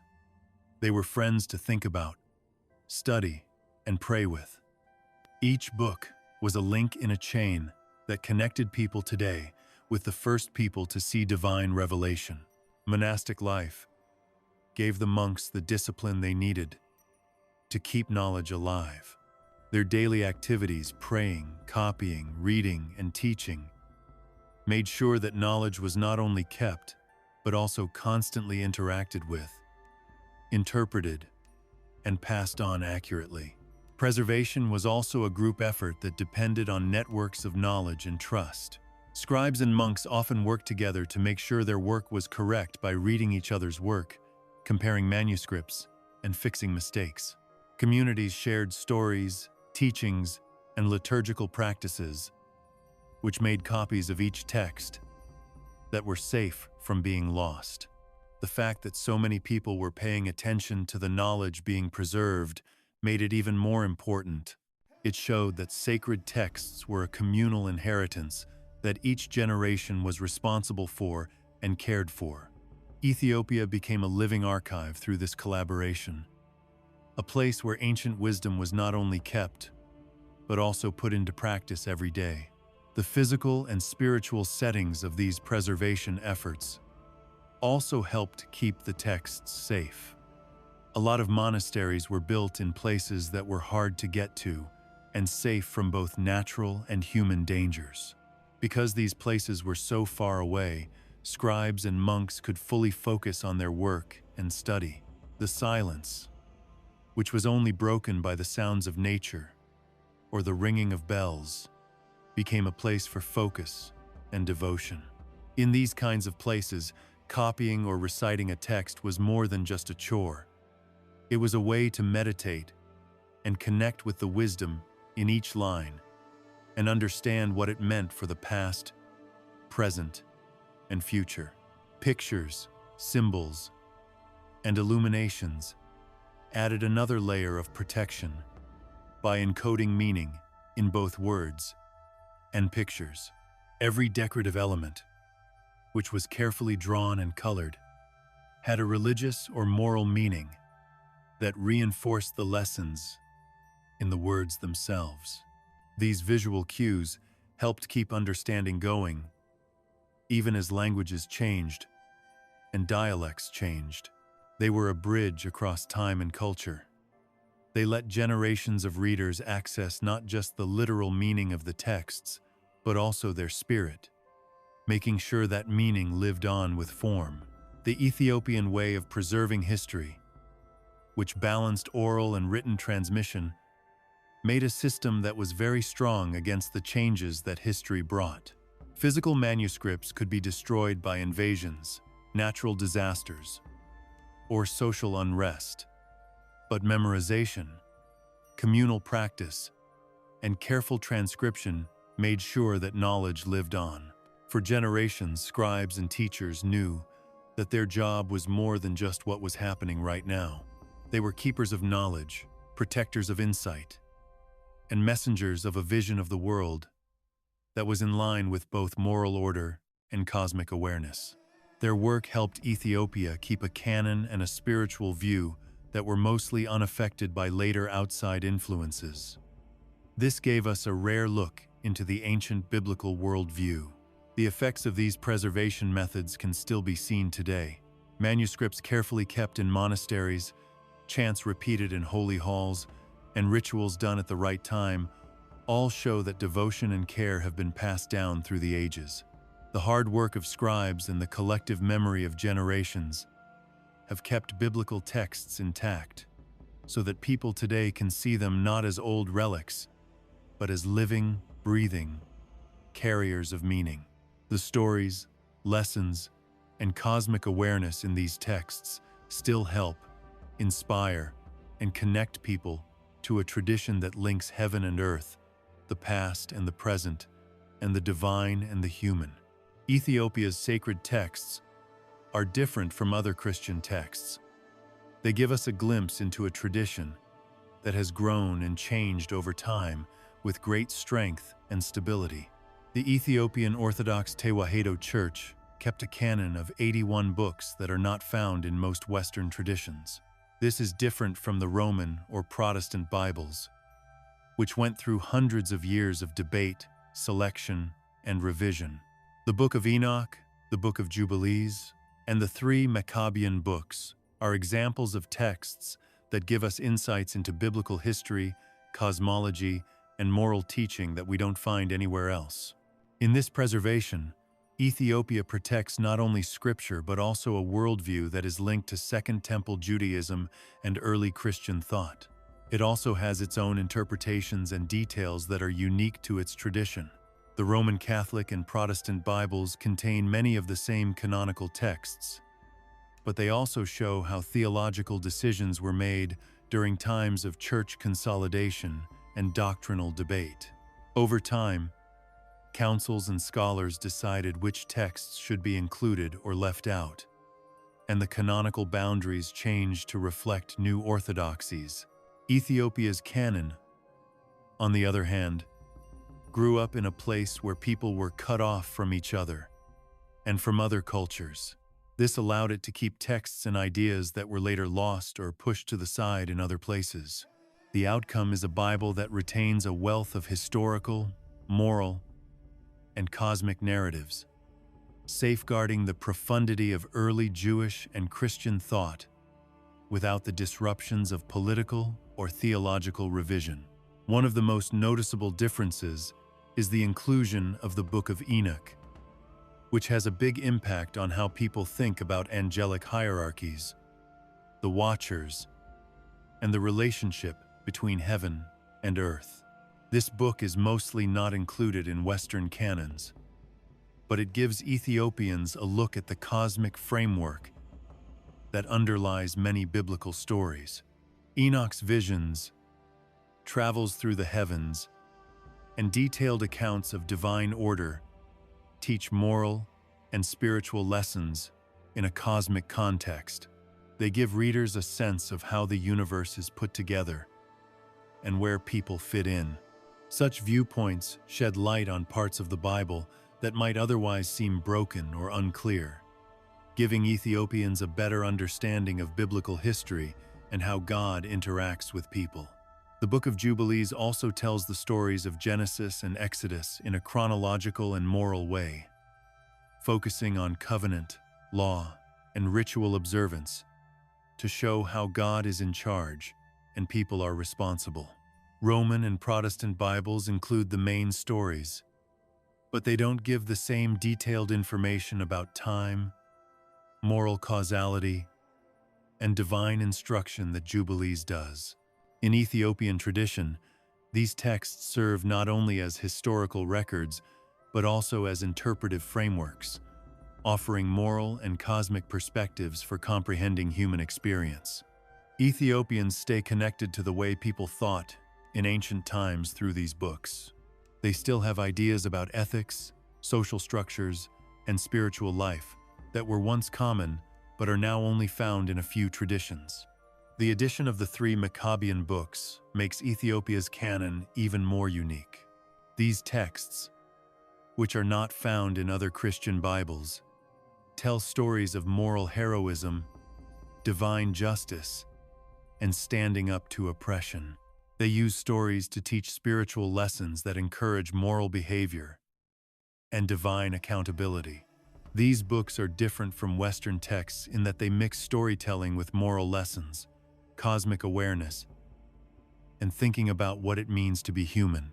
By doing this, they give Ethiopians a unique way to understand biblical principles by connecting moral insight with historical narrative, communal identity, and spiritual reflection. This unique canon also affects worship, teaching, and rituals, making it possible for Scripture to be a part of everyday life in a complete way. The expanded texts shape readings, chants, and sermons, letting moral, cosmic, and spiritual lessons flow through worship and community life. Ethiopians read these texts because they keep details of early Jewish Christian thought. This means that their scriptural framework has layers of narrative, cosmic understanding, and moral nuance that are often missing from other traditions.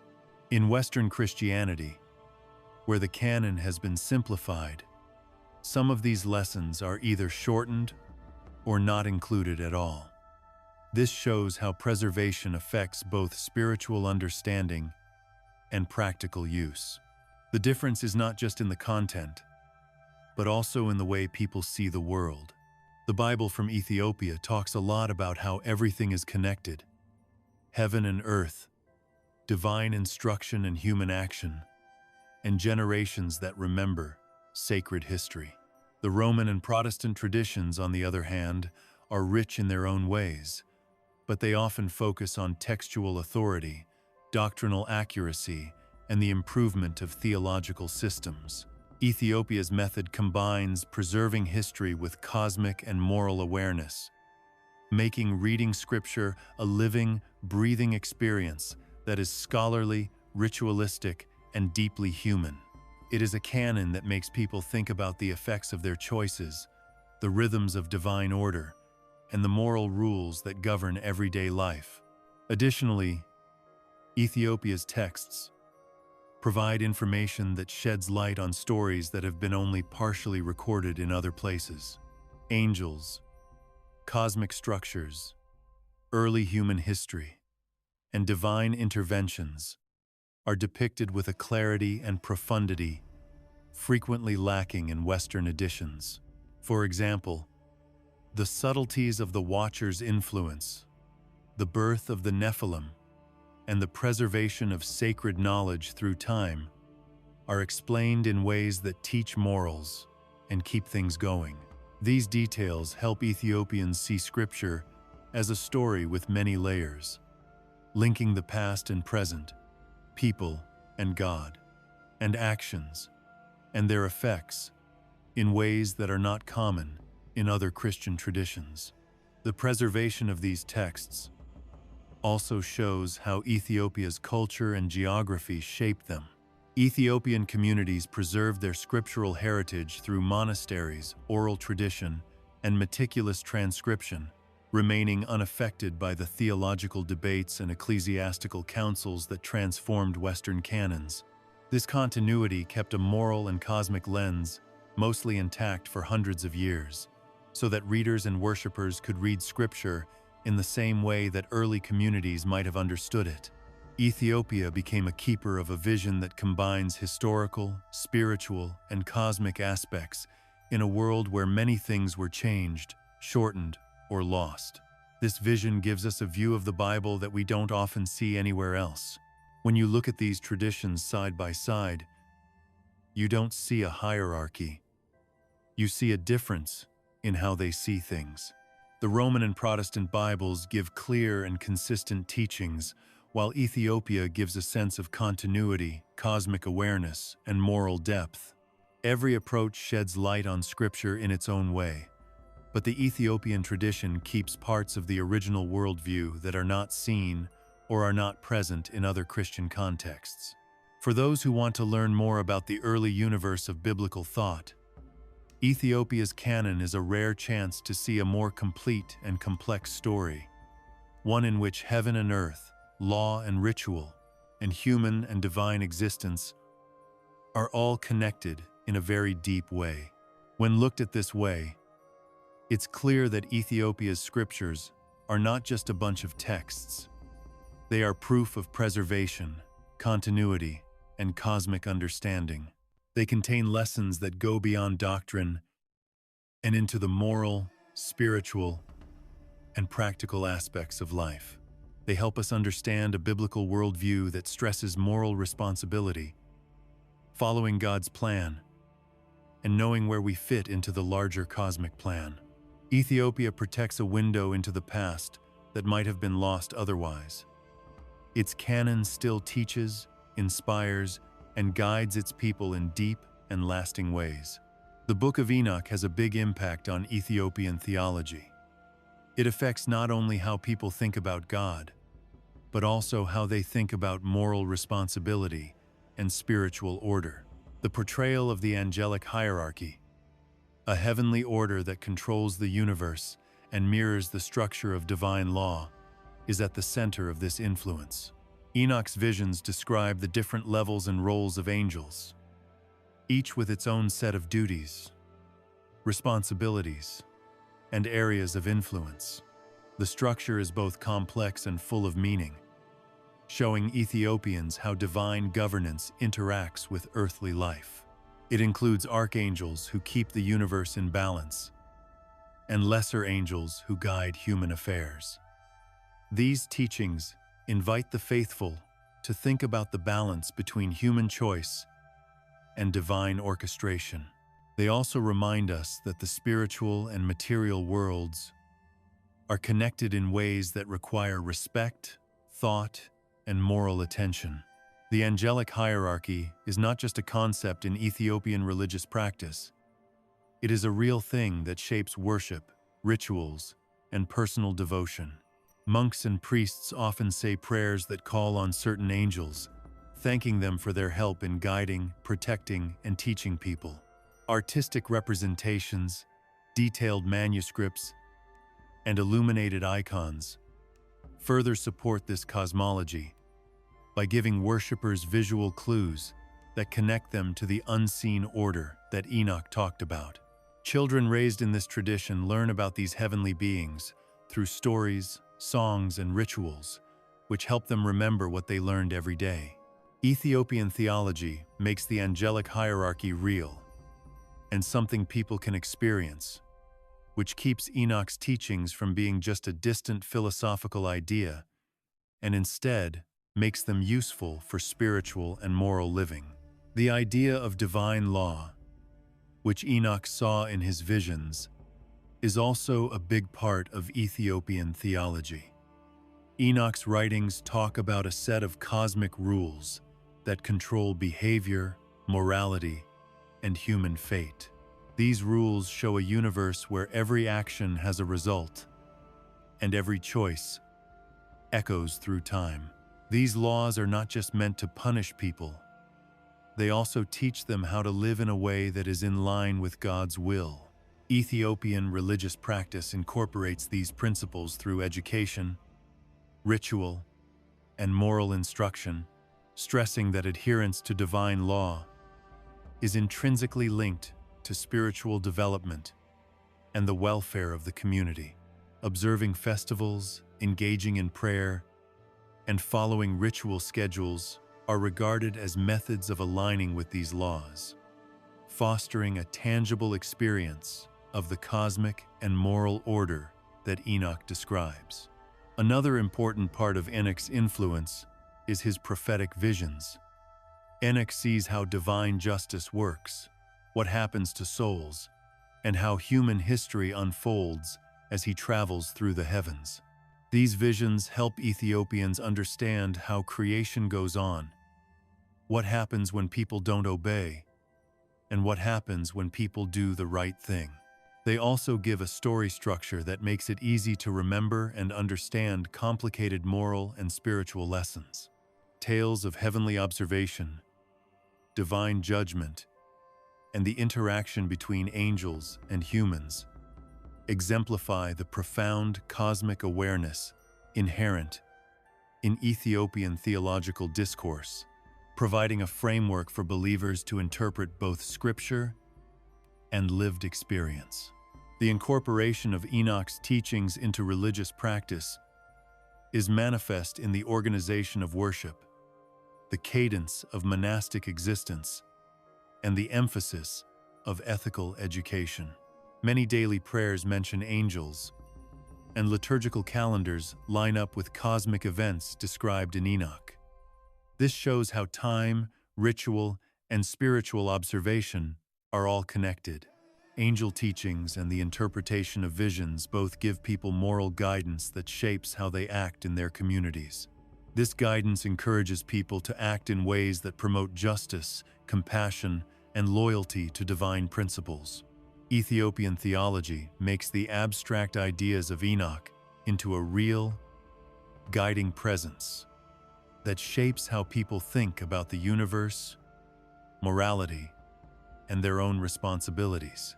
The monastic tradition also shows Enoch's influence. Monks spend their time studying scripture, following divine law, and thinking about how the heavens are put together. Carefully copying and keeping manuscripts of the Book of Enoch makes sure that people can still study and think about the ideas in this old book. Meditating on angelic hierarchies and cosmic order becomes a key part of the practice, connecting intellectual activity with spiritual discipline. Through these practices, believers experience Enoch's vision not only as a story, but also as a way to live morally and be aware of the universe. Combining observation, reflection, and action in order to be in line with God's will. Art, music, and stories are other ways that Enoch's influence can be felt. Hymns sung in monasteries often tell stories about angels or prophecies, which create a sensory experience that deepens moral and spiritual understanding. Illustrated manuscripts show Enoch's travels and the order of the angels in great detail, which helps people picture the universe and remember what they learned. Oral tradition guarantees that even individuals who do not directly interact with texts encounter these teachings through narrative, song, and ritual performance, thereby rendering Enoch's influence omnipresent within community life. These methods make sure that Enoch's theological insights are both easy to understand and deeply felt by appealing to the mind, the heart, and the memory at the same time. Enoch's teachings also have important moral and ethical consequences. The text stresses the importance of human choice, responsibility, and following God's instructions by showing angels as middlemen and moral guides. Ethiopians are urged to perceive themselves as integral components of a broader cosmic narrative, wherein each action possesses significance and consequence.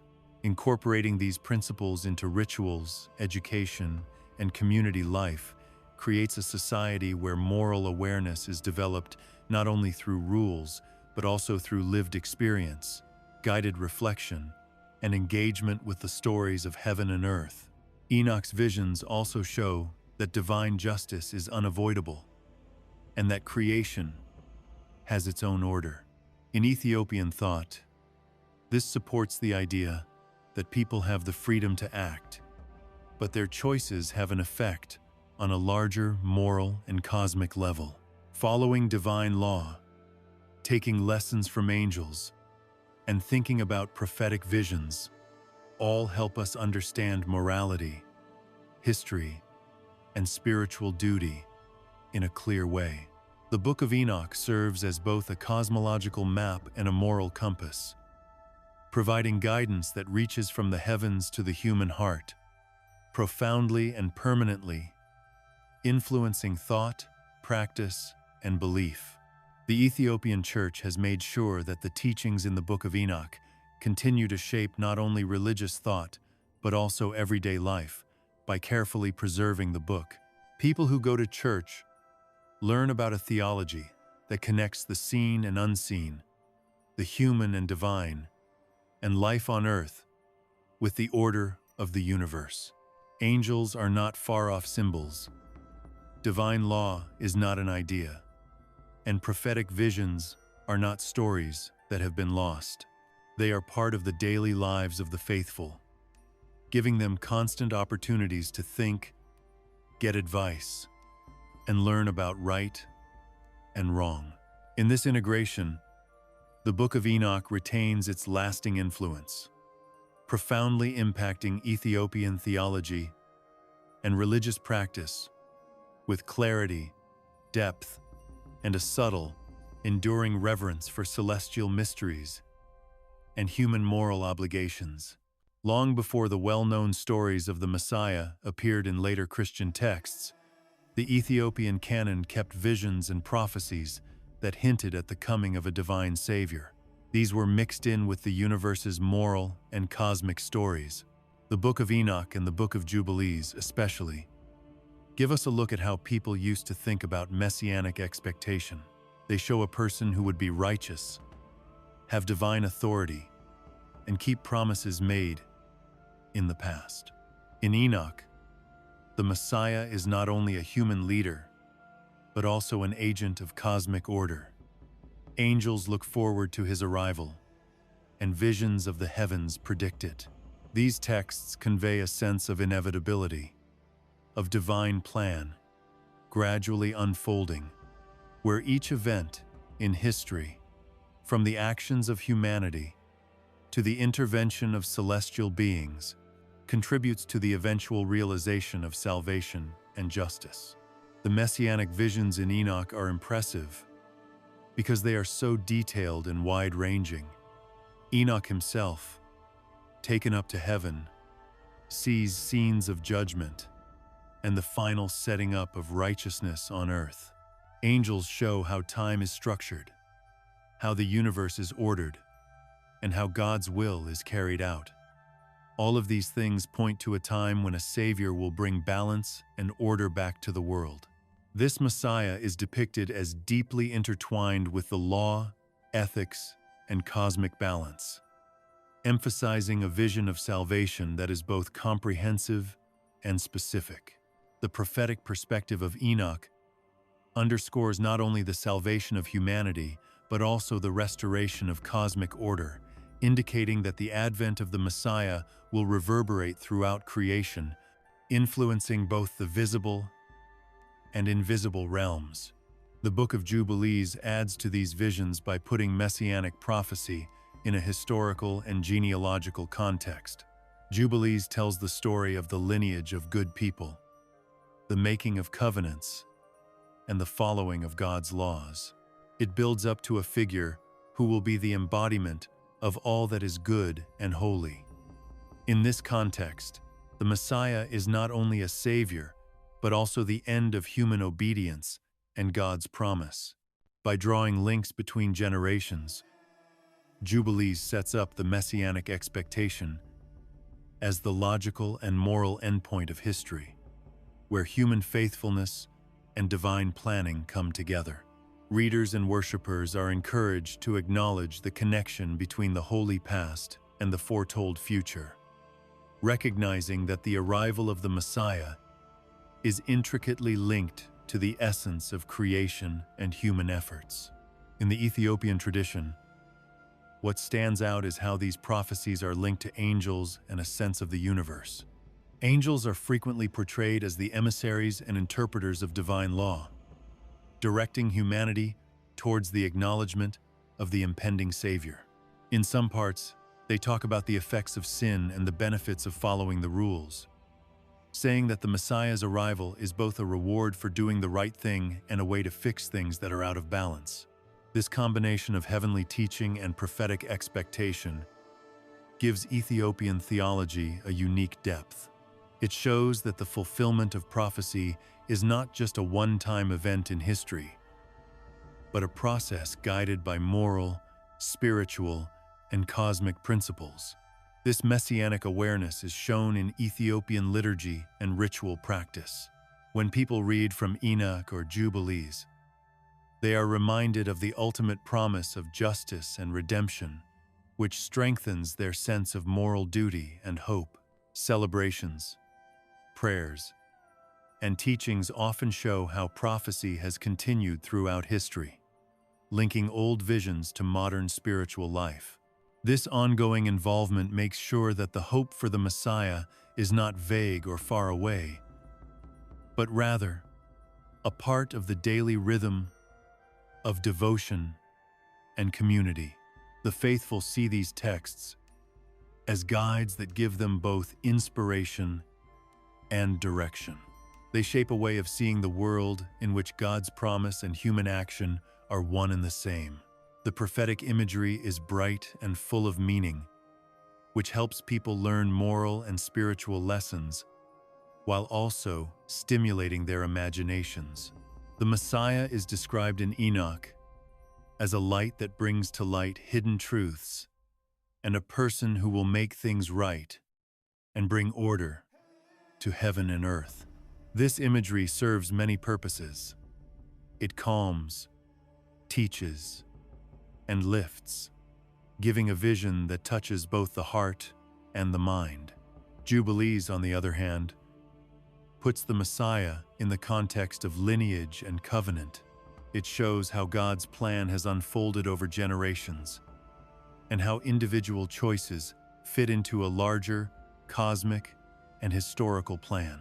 The Ethiopian tradition preserves a comprehensive interpretation of messianic prophecy by incorporating moral, historical, and cosmic aspects in a manner seldom found in other traditions. These prophecies also show a deep moral side. The hope for the Messiah makes people more careful, thoughtful, and willing to follow God's instructions. Believers are reminded that their actions affect the fulfillment of prophecy, that moral integrity is linked to the unfolding of divine plan, and that cosmic balance depends on the alignment of human behavior with divine law. In this way, the Messiah is both a hope for the future and a moral guide for the present. He guides behavior, shapes community values, and gives us a way to understand everyday life, historical events, and spiritual challenges. These early messianic visions also show how closely humans, angels, and God are connected.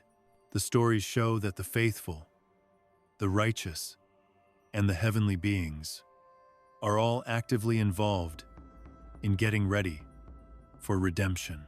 Enoch's travels, especially, stress the importance of observation understanding, and communication between realms.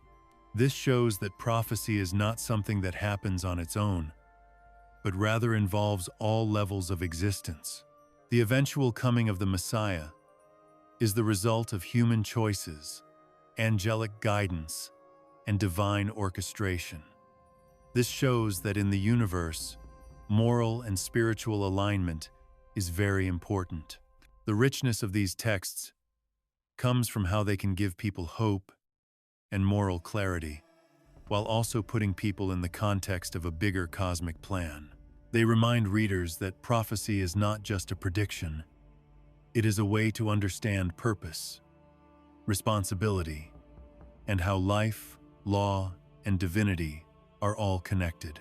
This vision gives Ethiopian worshippers a deep sense of connection to the earliest forms of biblical thought. It keeps alive ideas about salvation, justice, and divine intervention that are often lost or missing in other traditions. Ethiopia's careful preservation of Enoch and Jubilees gives us a look at an old and very powerful kind of messianic hope. The visions of a future savior, combined with angelic guidance, moral law, and cosmic order, give us a full picture of redemption that goes beyond time and place. These texts continue to shape Ethiopian theology, ritual, and spiritual contemplation, enabling believers to perceive prophecy as a dynamic, guiding force in their moral and spiritual existence, linking the past, present, and the anticipated future. In Ethiopian theology, angels are not just symbols or messengers from afar. They are living, active managers of creation who are responsible for keeping the delicate balance between heaven and earth. The Book of Enoch and other canonical texts preserved in Ethiopia describe a complex hierarchy of angels, each with its own set of duties that cover moral, cosmic, and earthly areas. The archangels who watch over the movement of celestial bodies and the angels who guide human souls and enforce divine law have very specific jobs. This shows that the universe is orderly, purposeful, and full of spiritual activity.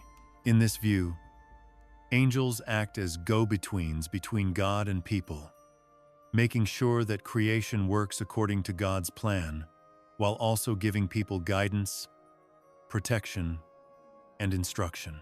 The idea that angels are administrators suggests that the universe is always changing and that heavenly beings are always watching and affecting what happens on earth. Ethiopian texts talk about how angels watch over people and keep track of how well they follow God's laws and how often they break them. They don't just step in whenever they want. They do so in ways that keep cosmic harmony and moral order. Every angel has a different job. Some angels watch over the natural world, making sure that seasons change, rivers flow, and celestial bodies move in their cycles. Other angels are in charge of human affairs, protecting people, inspiring prophets, and bringing messages from God. This dual responsibility shows that angels are not just passive observers. They are important parts of the ongoing management of creation, connecting the spiritual and physical worlds with purpose and care. Angels also teach people about moral and spiritual laws and help them become more aware of them. In Enoch, they teach people important skills, laws, and wisdom, but they also teach them how to be responsible. Angels give us knowledge, which is a gift that requires us to act morally. If we misuse this knowledge, it can cause problems that affect both the present and the universe as a whole. This dynamic is very important to Ethiopian theology, where angels are respected not only for their divine authority, but also for their role in keeping the universe moral. They show that governing isn't just about enforcing laws. It's also about teaching people how to be wise, make moral decisions, and reach their full potential. Angels are also very involved in the rhythm of creation in time, in addition to keeping an eye on morality. The Ethiopian Orthodox view connects angels with the way time is organized, holy calendars, and religious holidays. Angels watch over every day, month, and season to make sure that the cycles of the heavens and the earth stay in sync. Angels show how divine law is always present in our daily lives by linking worship, ritual, and the cosmic order. Festivals, prayers, and liturgical observances are not merely symbolic acts. They signify engagement in a universe regulated and overseen by entities whose existence aligns time, ethics, and cosmic equilibrium. This is how people realize that they are part of a living system, where every action has an effect on both the spiritual and physical worlds. Angels have many jobs, including keeping holy knowledge safe and protecting people from spiritual harm. In Ethiopia, manuscripts and oral traditions often talk about angels protecting texts, guiding scribes, and inspiring people to remember and follow God's instructions. This protective role keeps the spiritual wisdom alive from one generation to the next, keeping the canon and the moral framework that is built into it intact. So, angels are not just distant symbols of power. They are also active parts of cultural memory, working to keep the sacred history and moral fabric of Ethiopian society alive. Their vigilance emphasizes the interconnectedness of human and divine duties, illustrating that spiritual guidance is both immediate and lasting.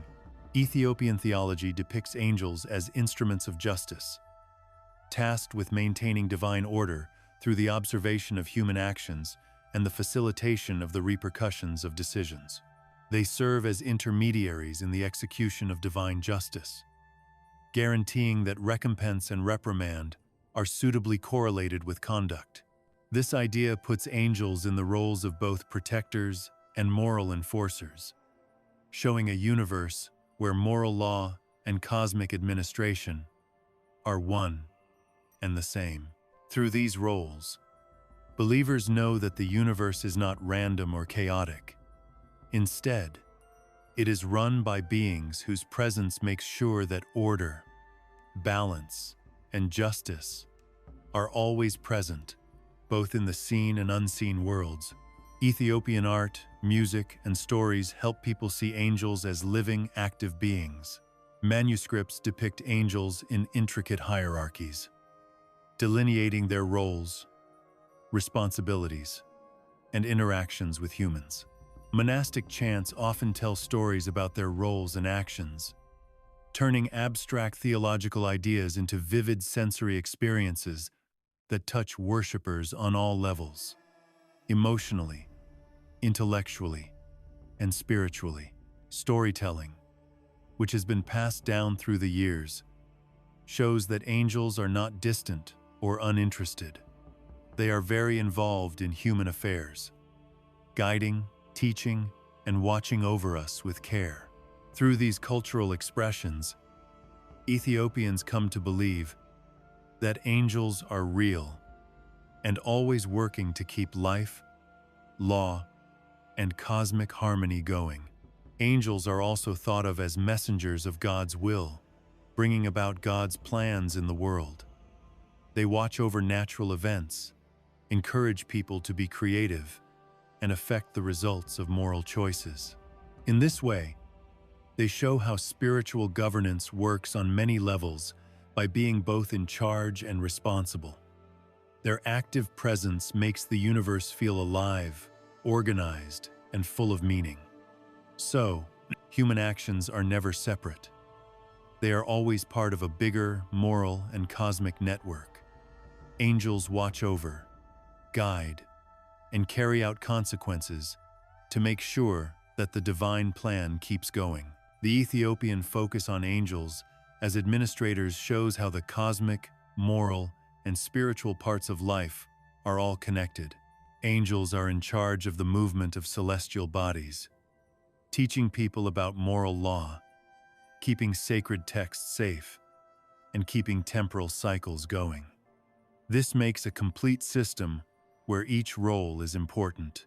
This multi-dimensional function helps people understand creation as a whole that is connected to everything else. It also reminds believers that divine order is always present and being reinforced by spiritual oversight.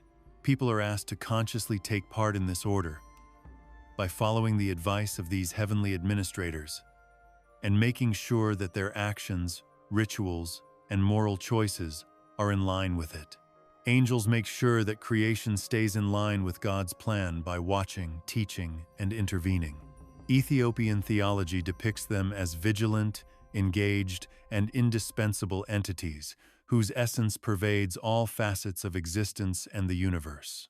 By including angelic administration in worship, moral teaching, and cultural memory, the tradition builds a sense of reverence in the faithful, stressing that the universe is run by intelligence, care, and purpose. In this view, angels are not just passive observers. They are active participants who guide people, keep the natural world going, and keep the moral and cosmic balance that is the basis of every moment of existence. According to ancient Ethiopian texts, the heavens are made up of layers of incredible complexity, each one a place of purpose, power, and divine beauty. These heavenly layers are not just ideas. They are real places where angels, archangels, and other heavenly beings live and work. The Ethiopian canon has kept the Book of Enoch, which gives detailed descriptions of these heavens and takes the reader on a journey through realms where light, sound, and presence show hierarchy and sacred duty. There is a reason for each layer of heaven, whether it is to enforce cosmic law, watch over human affairs, or receive and carry out divine orders. Ethiopians believe that knowing how the heavens are put together is like knowing how life itself works, with every star, wind, and soul being part of a divine network.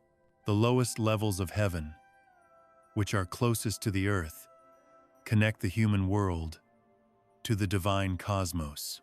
In this place, angels watch how people act, subtly change things, and keep a flow of energy that is in line with God's will. Enoch often talks about these lower heavens as bright, full of life, and full of angels who are busy helping people, keeping track of their actions, and teaching them. Their presence is both protective and educational, reminding us that even the smallest things we do in the world have a big impact on the universe. People who believe are encouraged to picture these layers as places where moral law and heavenly rule meet, where every choice a person makes is recorded and gently guided toward being in line with the divine order. As you go up through the layers, the heavens get brighter, more complex, and closer to the source of divine presence. In these higher realms, the angels' jobs go beyond just watching over people and into managing cosmic forces. Some govern the movements of celestial bodies, making sure that seasons and cycles happen on time.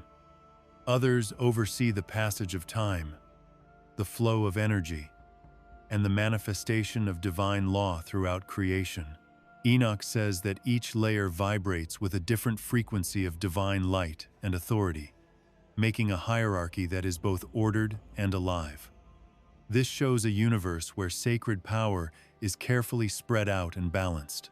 The higher angels have the power to watch over not only the lower heavenly realms, but also the moral and spiritual balance of humanity, connecting life on earth to the larger heavenly plan. In this hierarchy, sacred authority is clearly and purposefully structured. Archangels are in charge of big areas of influence, while lower-level angels are in charge of more specific tasks. Some angels are in charge of keeping track of human history, writing down every good or bad thing that people do. Others are in charge of leading the good, inspiring prophets, and sending divine messages. The layered heavens are shown as separate but connected, with each realm helping the others keep order in the universe.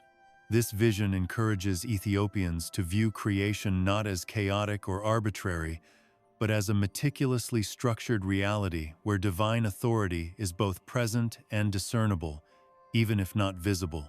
When Ethiopians think about the heavens, they often picture light, transparency, and movement.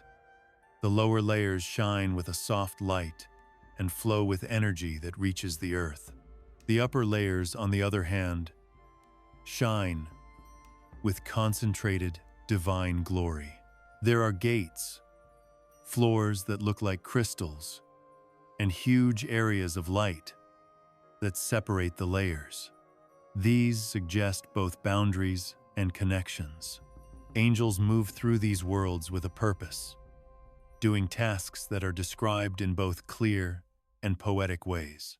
For worshippers, this imagery turns abstract theological ideas into real experiences that let them see and feel the order of the universe.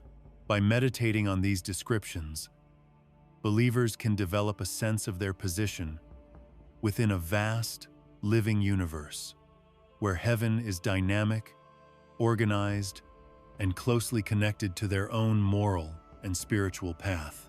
Divine authority in the heavens is closely linked to moral oversight and cosmic balance. Angels in each layer are always on the lookout, not just for recording events, but also to make sure that God's will is carried out in a way that is pleasing. Enoch talks about how cosmic order is kept up by things like the laws of motion, the cycles of light and dark, the flows of energy, and the channels of influence that come down to earth. Every angel, from the lowest observer to the highest archangel, acts as a steward of these laws. This shows that sacred authority is not random, but carefully planned to keep creation going. When this vision is taken into account, it shows how important it is for people to be ethical, pay attention, and be spiritually aligned as signs of the order above. The hierarchy of heavens also shows how everything is connected.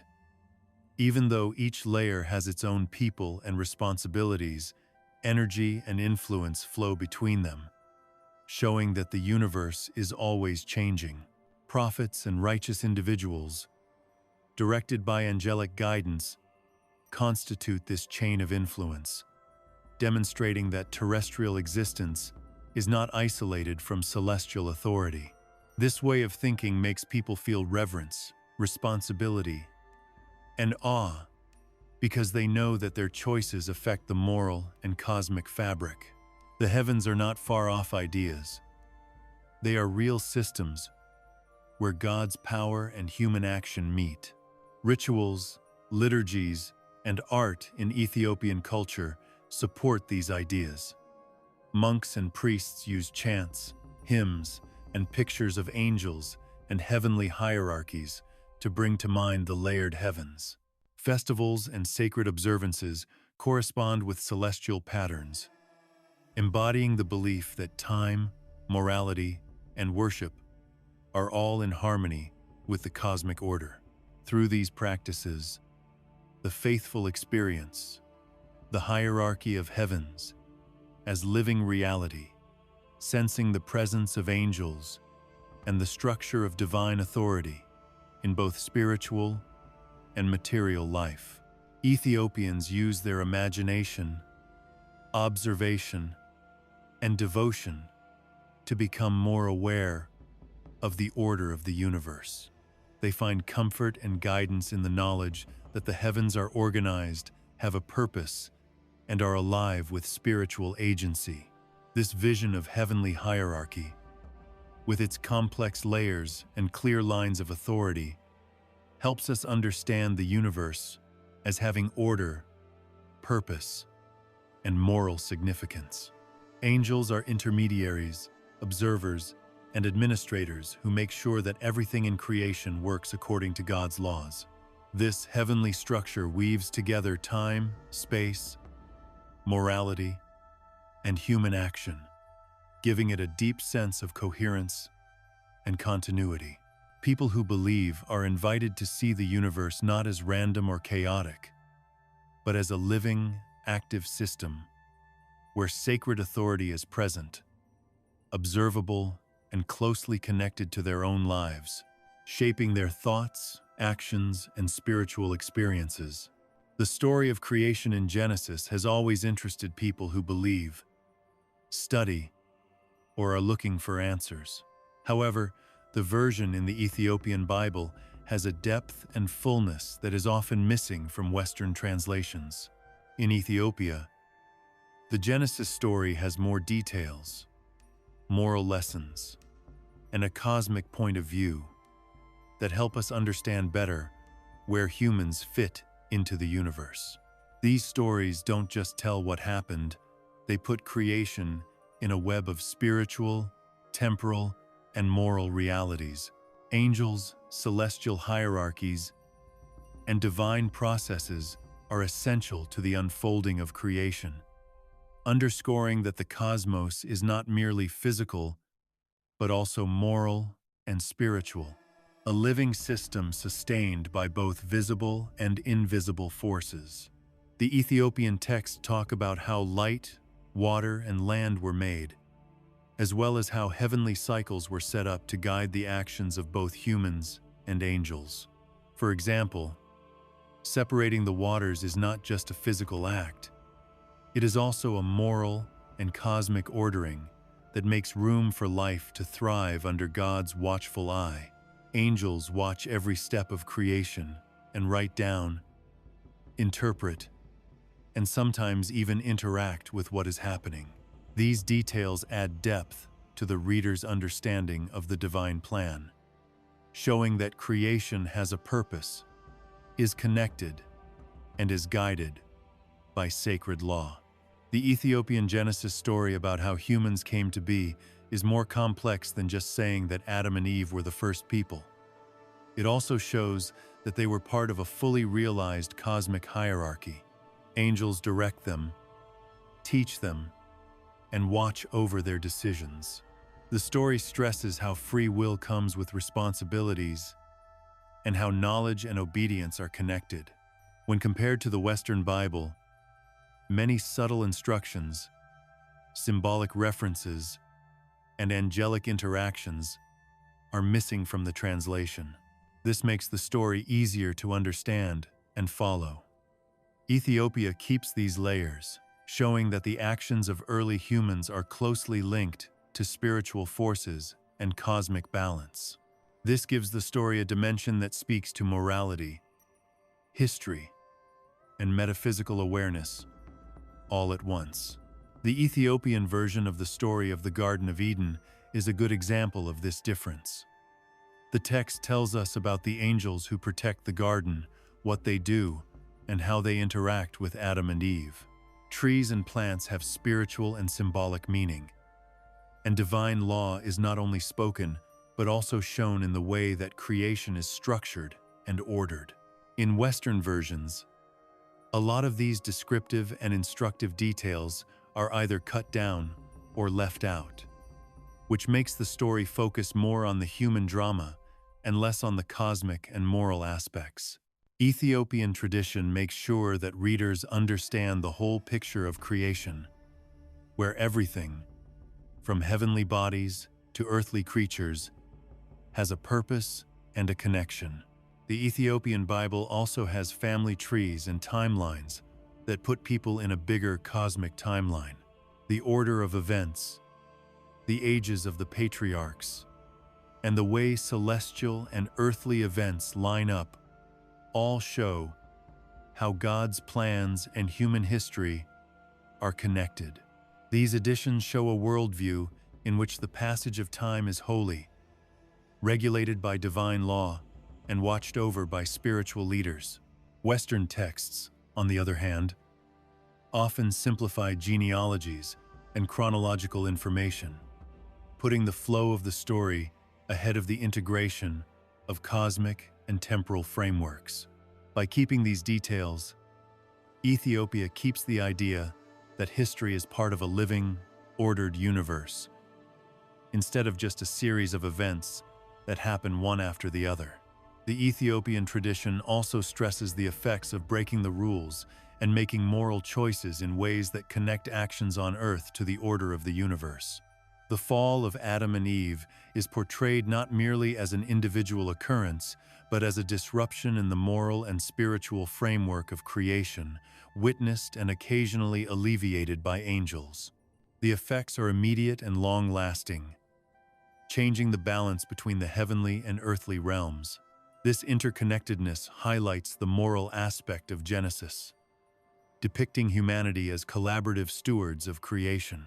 Western translations frequently depict the fall in a more linear, anthropocentric narrative, neglecting the broader cosmic significance and the role of angelic mediation that Ethiopian texts preserve. The Ethiopian Genesis includes stories about events and beings that aren't found in other traditions.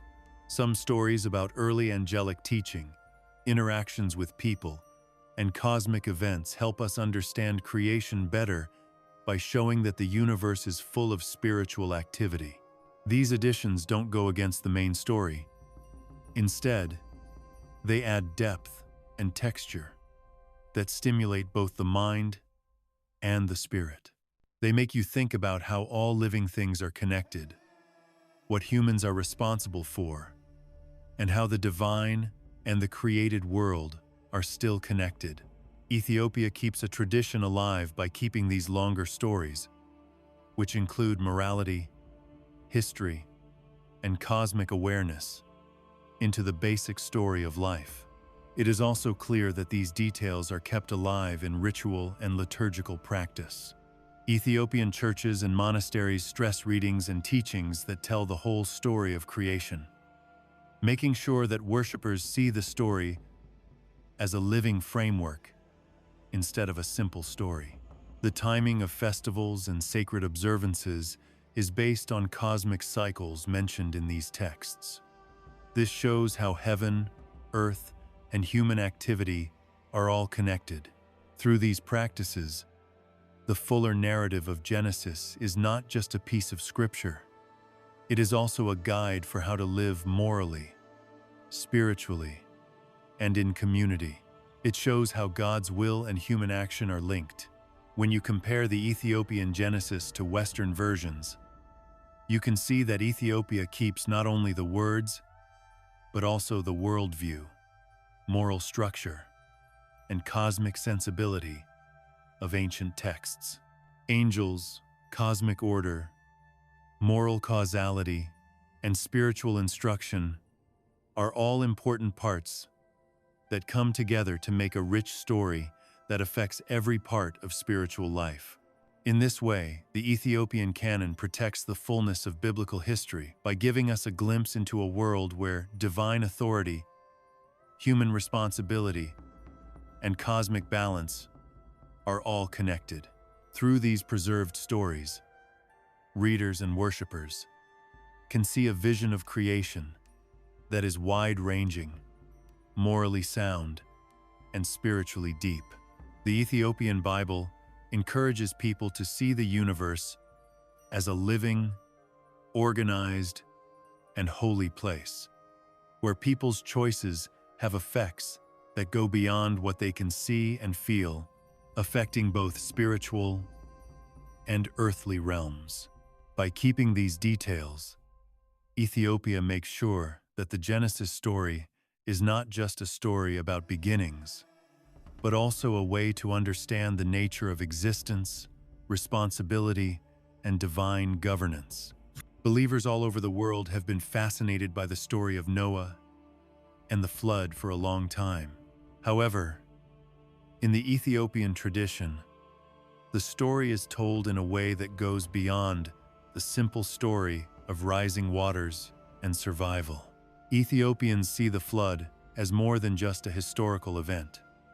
They see it as a deep cosmic reset, when divine authority steps in to restore balance, fix moral wrongs, and bring creation back into line with sacred order.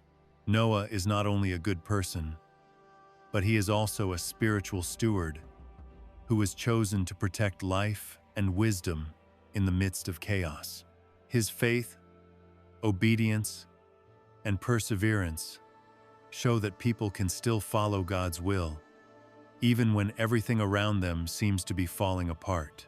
The Ethiopian accounts provide details that are missing from Western texts, such as how Noah interacted with angels, the spiritual meaning of the animals on the ark, and the moral reasons for the flood itself.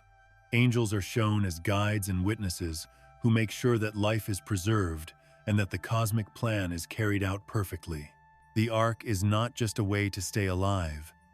It is also a small version of all of creation, with representatives of all species and a reflection of the divine order that humans are supposed to uphold.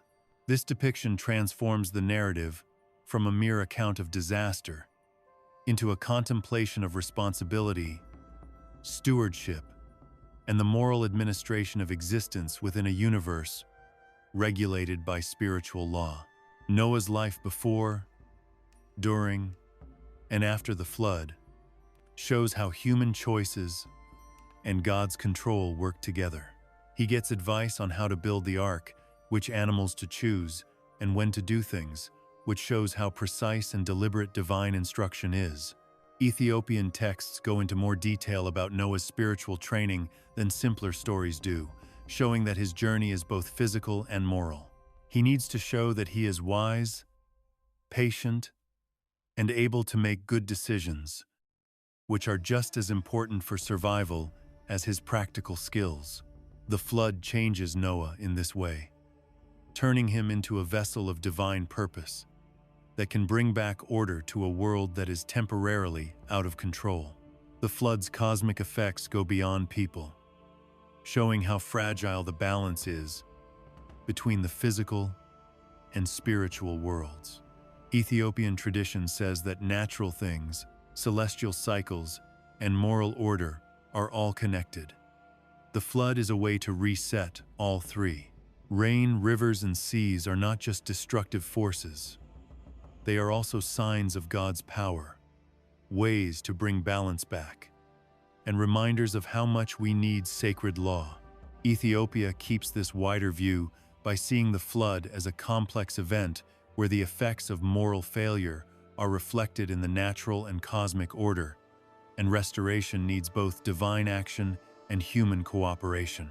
The angel's role during the flood shows that spiritual guidance is always there when things go wrong. These heavenly beings help Noah find his way, keep an eye on the ark's construction, and make sure that life is protected according to God's plan. In Ethiopian literature, angels serve as chroniclers, documenting the teachings of the flood for posterity and instilling moral and cosmic wisdom into human memory. This part of the story makes the point that even the worst things happen for a reason, with angels acting as a bridge between God's will and human experience. Their presence reinforces the Ethiopian belief that intelligent, active forces are always watching, guiding, and protecting creation. The flood's aftermath, as understood in Ethiopia, holds profound ethical and spiritual significance. Noah's coming back is a new beginning for both life and sacred duty. The covenant that was made later, which is represented by the rainbow in Western stories, is made richer in Ethiopian tradition by focusing on obedience, stewardship, and living in harmony with both the spiritual and natural world. Humans are reminded of what happens when they don't follow divine law and how important it is to stay in line with the cosmic order. The flood thus serves as a narrative bridge, connecting ancient moral teachings with the ongoing task of ethical living and spiritual awareness. Ethiopian interpretations also add to what Noah's descendants did and how human civilization went on after the flood. The focus is on passing down wisdom, holy knowledge, and moral guidance, which is often done with the help of angels or through holy texts. This framing shows the flood not as a one-time event in history, but as a turning point in the ongoing story of humanity, where lessons about obedience, resilience, and divine justice are passed down from one generation to the next. Every human action, whether it be the reconstruction of communities or the adherence to ritual and moral law, is intertwined with the cosmic restoration commenced by the flood, establishing a continuous interaction among history, morality, and spiritual consciousness. Ethiopia's rich liturgical and monastic traditions add to the symbolic meaning of the flood. Sermons, manuscripts, and hymns tell the story again and again, stressing that God is always watching over us and that we have moral duties.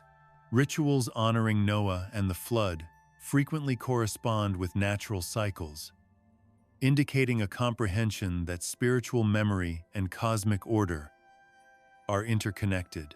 These practices turn the story from a distant past into a lesson that communities can learn from, showing that God is still in charge and that people's actions are still being watched, guided, and held accountable. The animals on the ark mean more than just staying alive. Each species embodies an aspect of creation, illustrating the diversity, harmony, and interdependence of life. Noah's careful care of these animals, guided by angels, shows the moral side of stewardship, which means that people are responsible for life according to God's law. In this way, the ark is a holy microcosm where spiritual, moral, and natural orders meet. Ethiopian texts keep this depth, which shows that the flood is both a reset and a reaffirmation of cosmic order. This shows that creation, morality, and divine authority are all connected. The Ethiopian expansion of the flood narrative ultimately emphasizes the connection between divine mercy and justice. The flood is a response to moral decay, but it also shows how much God cares about His creation. Life is sustained, direction is provided, and teachings are conveyed, enabling humanity to persist within the parameters of divine law. This layered interpretation inspires awe and contemplation, urging believers to view the flood not merely as a narrative of devastation, but as a significant lesson on accountability, morality, and the enduring collaboration among humans, angels, and the divine in preserving the equilibrium of creation. In Ethiopian tradition, the spiritual perspective is intertwined with the ethical and moral aspects of existence, illustrating a universe where every action reverberates throughout the fabric of creation. Human decisions are never made in a vacuum. They have effects on the earth and in the heavens. Angels watch, write down, and guide people to make sure that their actions are in line with God's plan. This point of view says that ethics are not just made up by people, but are also basic expressions of the cosmic law. When believers see morality as part of the universe, they are encouraged to see the choices they make every day as important threads in a larger, sacred tapestry. Every act of kindness, honesty, or respect makes the balance of creation stronger. On the other hand, lying, being cruel, or disobeying the law makes ripples of imbalance that go beyond what people can see. The Ethiopian texts stress that divine law is both fair and relational, showing that God cares about all of creation. Obedience is not blind submission. It is participation in the maintenance of cosmic harmony. Stories, visions, and angelic instruction all show how moral guidance can come from spiritual insight that is based on real-life experience. Justice, compassion, and humility are all moral values that go hand in hand with spiritual understanding. The sacred stories always show what happens when people do wrong. This way, morality is more about being aware, paying attention, and being in line with the universe's natural order than following a set of arbitrary rules. One of the most interesting things about this way of looking at the world is how it combines human responsibility with cosmic purpose. People aren't just watching God's plan unfold, they are actively involved in it, and their choices have an impact on both the earthly and heavenly realms. The Watcher's story, the creation of people, and the flood are all examples of this dynamic. Every story shows how important it is to make moral choices, showing that following God's will is necessary for both individual and group health. The Ethiopian texts keep these subtleties alive, showing a world where morality is deeply connected to the very structure of existence. They give both spiritual guidance and practical advice for living every day. Ritual, worship, and community life all show how important this way of thinking is to everyday life. Monks, priests, and laypeople regard moral teachings not as abstract doctrines, but as essential to their engagement with the world. Charitable acts, communal responsibility, and ritual observance are perceived as participation in cosmic order, embodying the Ethiopian belief in the inseparability of spiritual and ethical life. This method turns everyday actions into holy acts, making both viewers and believers more likely to see how their daily choices can bring them closer to God. Even the smallest act, like helping a neighbor, taking care of one's family, or being honest when speaking, is seen as helping to keep the universe in balance. Ethiopian culture also talks a lot about how morality and knowledge are connected. The knowledge given by angels, kept in holy texts, and built into festivals and rituals is important for moral reasons. You can't fully understand divine law without putting it into practice. Knowledge and morality work together to make each other stronger. People are encouraged to use both their minds and their hearts to learn from the advice of heavenly beings, the wisdom of their ancestors, and the moral patterns that can be seen in nature itself. This integrated approach makes morality feel more like a lived reality than a duty. It is a constant cycle of understanding, thinking, and acting.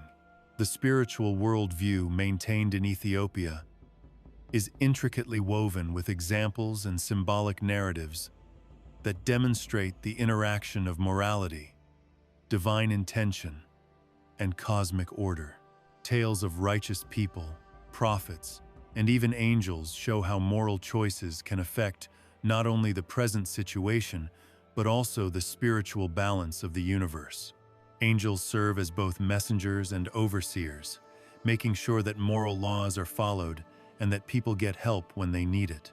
Ethiopian tradition situates morality within a broader cosmic framework, portraying ethical existence as an evolving interplay among the divine, the celestial, and the human, underscoring accountability, reverence, and mindfulness at all times. This way of looking at things also stresses that moral consequences are unavoidable. Being good, kind, and obedient brings about harmony, spiritual insight, and a feeling of being connected to all of creation. On the other hand, disobedience, selfishness, and cruelty cause chaos, not only in human society, but also in the spiritual and cosmic realms. The Ethiopian texts make you think about how small decisions can add up and change not only the person but also the moral and cosmic balance as a whole. By meditating on these principles, believers cultivate a heightened sense of responsibility, fostering a life in harmony with divine rhythm and aware of the extensive consequences of ethical conduct. Liturgy, festivals, and sacred observances help to strengthen the connection between morality and the cosmic order. These practices are timed to celestial cycles and celebrations of moral role models, creating a rhythm in which spiritual experience and moral reflection are linked. By taking part in these rituals, the faithful learn how moral actions affect the universe and see how ancient teachings are still important today. In this way, ethical awareness is developed as a natural part of spiritual practice, not as a separate or abstract idea. This strengthens the idea that every choice, word, and thought helps keep harmony in creation. This worldview provides practical guidance for managing the complexities of daily life. Choosing to be fair, just, and kind is not just a personal choice. It is also a way to help keep the world in order. Conflict resolution, community involvement, and personal behavior are all seen through this bigger lens, which shows how moral, social, and spiritual aspects are all connected. By aligning their actions with divine principles, individuals actively contribute to maintaining balance, embodying the Ethiopian vision of morality as inherently linked to cosmic order. In the end, the Ethiopian spiritual worldview sees morality and ethics as deeply rooted in the divine plan, with human life as an important place where cosmic order can be expressed and realized. By observing, reflecting, and acting in accordance with sacred teachings, humans contribute to the ongoing preservation and flourishing of creation, bridging the earthly and the divine, the human and the cosmic. This viewpoint turns everyday choices into chances to connect with the divine. It encourages believers to see the sacred in every moment and to realize that following God's plan is linked to living a moral life. Numbers and symbols are much more than just ways to count or decorate in Ethiopian culture. They are keys to understanding the divine structure of reality. Sacred numbers, which are carefully kept in texts and rituals, can help us understand the order and rhythm of the universe. Every number has a unique sound that reflects moral, spiritual, and cosmic principles that guide both angels and people. One sees these numbers again and again in creation stories, family trees, and religious rituals. This suggests that divine math is what makes the universe work. For instance, the ages of patriarchs, the cycles of festivals, or the arrangement of sacred texts are never random. They are intentional structures that encourage thought and understanding of a greater spiritual order. The mystical meaning of numbers is often connected to the stories of angels, prophets, and patriarchs. Some numbers stand for completeness, divine authority, or spiritual growth, and repeating them helps you remember them and guides your spiritual growth. For example, groups of 7 often show up, which stand for cycles of wholeness and cosmic balance. In stories about creation, the 7th day is sacred because it marks the end of God's planning and the coming together of the moral, spiritual, and physical worlds. The repetition of these numbers serves as a reminder to believers that human existence and cosmic occurrences are interwoven within recurring patterns, emphasizing the interconnectedness of all existence. In Ethiopian biblical tradition, symbols also have many meanings. They are not just for show, they are also for moral and spiritual teaching. Trees, rivers, stars, and other heavenly bodies often stand for divine principles, moral duties, or cosmic hierarchies.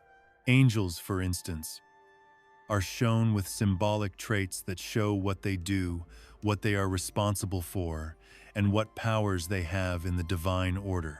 These symbols make people think and meditate, and they encourage people to look beyond the physical world and into deeper spiritual truths.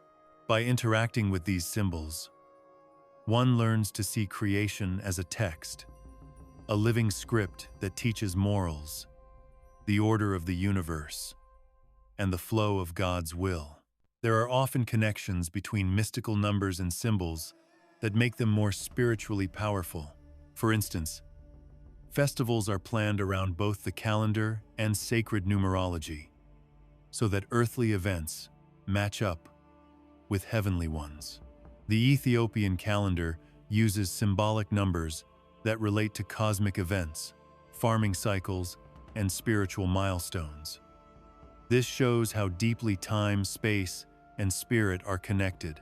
People who take part in these rituals aren't just remembering the past.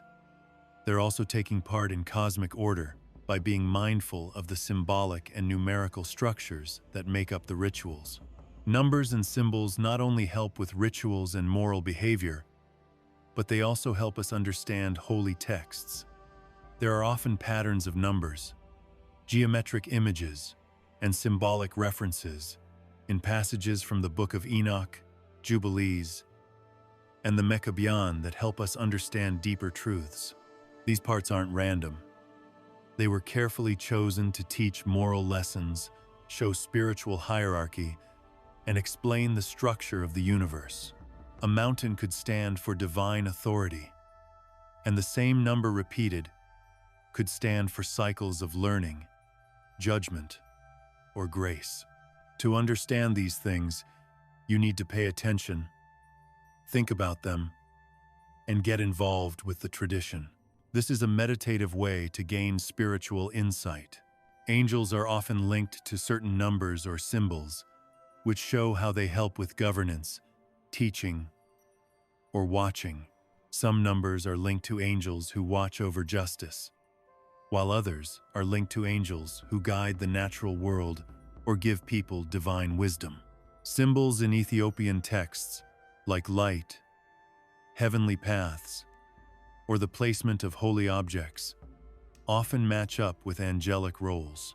This makes a system of meaning that includes the physical, spiritual, and moral worlds. Seeing these connections helps you understand the divine order as a whole. It shows that everything, from numbers to natural symbols, has a part to play in keeping cosmic and moral balance. Mystical numerology also helps people and groups think about their morals. When believers think about symbolic numbers, they are asked to think about how well they follow divine law and cosmic harmony. A number that stands for wholeness or balance can make you think about where you might be morally or spiritually out of balance. The symbols in creation stories serve as examples of how to act ethically by giving physical forms to abstract ideas. This system of numbers and symbols encourages constant meditation, which helps both thought and action line up with God's plan. This blending of mystical numbers and symbols can even be seen in the architecture and art of Ethiopian monasteries. Numerological patterns that reflect heavenly structures or moral principles are often used to build church layouts, altars, and holy objects. Geometric patterns in religious art have symbolic meanings that stand for harmony, divine order, and the connection between all living things. Through these carefully preserved practices, the faithful experience numbers and symbols as living guides, teaching the interplay between moral responsibility, cosmic balance, and spiritual insight. Biblical figure stories are also made better by using numbers and symbols. The ages, sequences, and patterns in genealogies are meant to teach moral and spiritual lessons.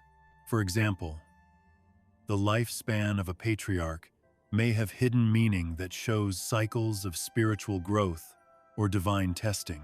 Events that happen on certain days or in certain symbolic sequences are shown as part of a bigger moral and cosmic story. Ethiopian tradition upholds these patterns, safeguarding a worldview wherein the divine plan is intricately woven into both the material and spiritual realms of existence. Ethiopian tradition combines numbers and symbols to give believers a way to see the universe as a living, morally charged, and spiritually guided system. Being aware of these patterns helps you be more mindful, sensitive to ethics, and aware of the order of the universe. Numbers, symbols, and sacred imagery are not just ideas. They are ways to connect with the divine rhythm of creation, gain spiritual insight, and become more aware of right and wrong. By deeply engaging with these elements, one learns to see the world around them as a reflection of higher truths, a universe full of meaning, purpose, and moral resonance. The mid-20th century discovery of the Dead Sea Scrolls opened an amazing window into the past, showing texts that were older than many of the books we know today. These scrolls gave us important information about Second Temple Judaism and early scriptural traditions, but they also raised questions about how sacred texts have been kept and passed down over the years. Ethiopia, it turns out, has a living history that is similar to and, in many ways, confirms the old knowledge written down in these scrolls. For a long time, scholars and explorers have noticed that Ethiopian biblical manuscripts and the pieces found at Qumran have a lot in common in terms of content, structure, and emphasis. This link suggests that Ethiopia was a safe place for texts that might have been lost or changed, keeping their spiritual and textual integrity intact for thousands of years. The Ethiopian Orthodox Church, with its strict rules for writing, has kept texts that are very similar to some of the oldest forms of biblical literature. These manuscripts contain stories, family trees, and theological ideas that are similar to passages from the Dead Sea Scrolls, providing both support and continuity. For example, Ethiopian texts focus on angelic teaching, cosmic order, and moral responsibility, which are also themes found in many scroll fragments. European and later canonical versions of the Bible went through a lot of changes, including edits, translations, and deletions. But Ethiopia's relative isolation meant that the text was passed down in a very consistent way. Each manuscript, carefully copied by monastic scribes over hundreds of years, has a resonance that connects modern readers to a spiritual and historical past that has been broken up by time and space. Archaeological research has enhanced our understanding of the extent of this preservation. Ancient manuscripts unearthed in Ethiopian monasteries frequently exhibit linguistic and stylistic features that are strikingly congruent with the Hebrew, Aramaic, and early Greek present in Dead Sea Scrolls. Some sections, especially those about cosmology, angelic hierarchies, and moral law, are very similar to things that are thought to be lost or incomplete in other traditions. These parallels indicate not only the retention of content but also the conservation of interpretive frameworks, conceptualizations of the divine and human relationship that precedes significant theological advancements. Ethiopia, then, is not just a place where ancient wisdom is stored. It is also a place where spiritual and textual integrity is actively protected. The careful way that Ethiopian scribes copied and protected texts shows how much they valued spiritual fidelity.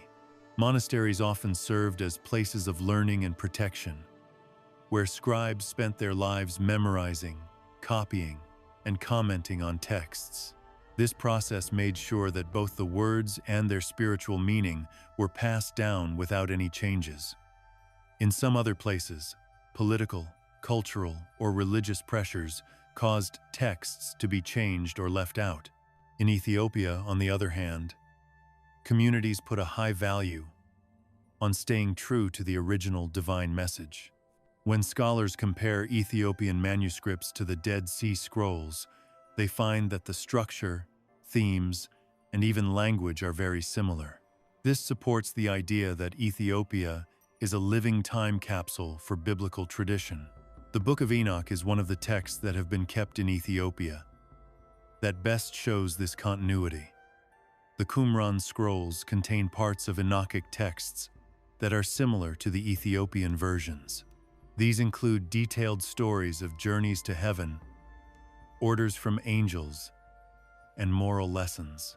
The Book of Jubilees, preserved in Ethiopian manuscripts, includes information about calendars, family trees, and morals that is similar to what is found in the scrolls.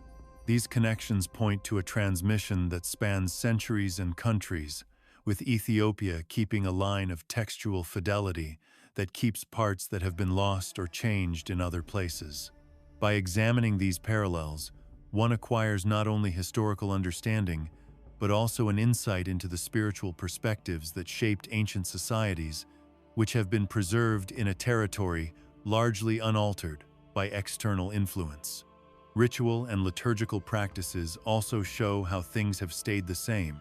Ethiopian observances, festivals, and monastic traditions frequently embody cosmological and ethical paradigms found in the scrolls, illustrating that textual preservation was intrinsically linked to lived spiritual experience.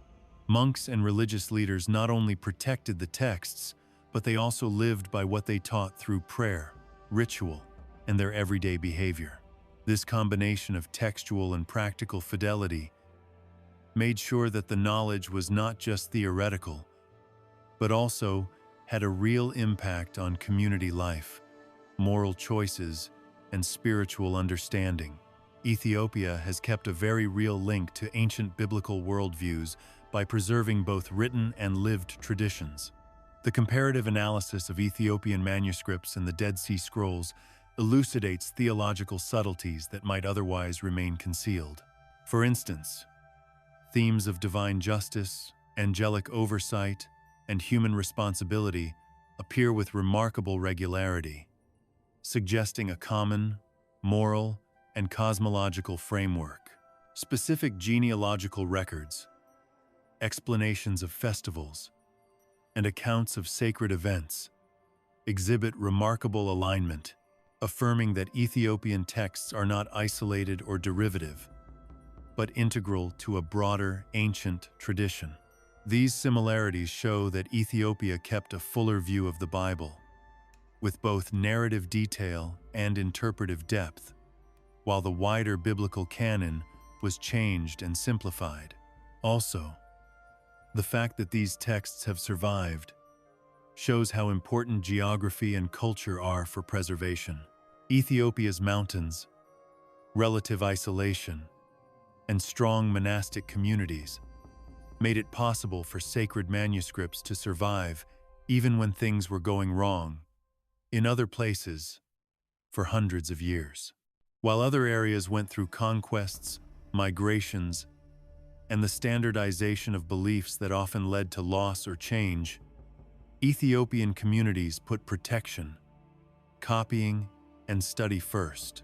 The result is a collection of texts that connects the past to the present, giving modern readers access to ideas, stories, and spiritual insights that might have been lost otherwise. Ethiopian manuscripts substantiate the historical veracity of specific biblical narratives and enhance our comprehension of early spiritual and ethical paradigms. These texts give us a look at how people in Second Temple Judaism and early Christianity thought by giving us detailed accounts of creation, angelic rule, and human moral responsibility. The connection to Dead Sea Scroll fragments shows that Ethiopia kept parts of beliefs and practices that were important to religious life in ancient times. Ethiopian communities created a living archive by keeping these texts in both written and oral traditions. This archive still informs faith and practice with spiritual knowledge, ethical guidance, and cosmic understanding. The Ethiopian connection to the Dead Sea Scrolls is not just a historical curiosity. It is also a way to see a worldview that sees text, ritual, morality, and cosmic order as all connected. The preservation of these manuscripts prompts contemplation on the lasting significance of ancient wisdom, the persistence of spiritual guidance through the ages, and the extraordinary contribution of a singular region in protecting the oldest biblical traditions. It shows that people in that civilization were very aware of the moral and cosmic structures in sacred texts. It serves as a bridge between ancient wisdom and modern thought, where the past is not lost but actively shapes understanding, devotion, and moral awareness. Ethiopia's unique location has been very important in keeping its holy texts safe.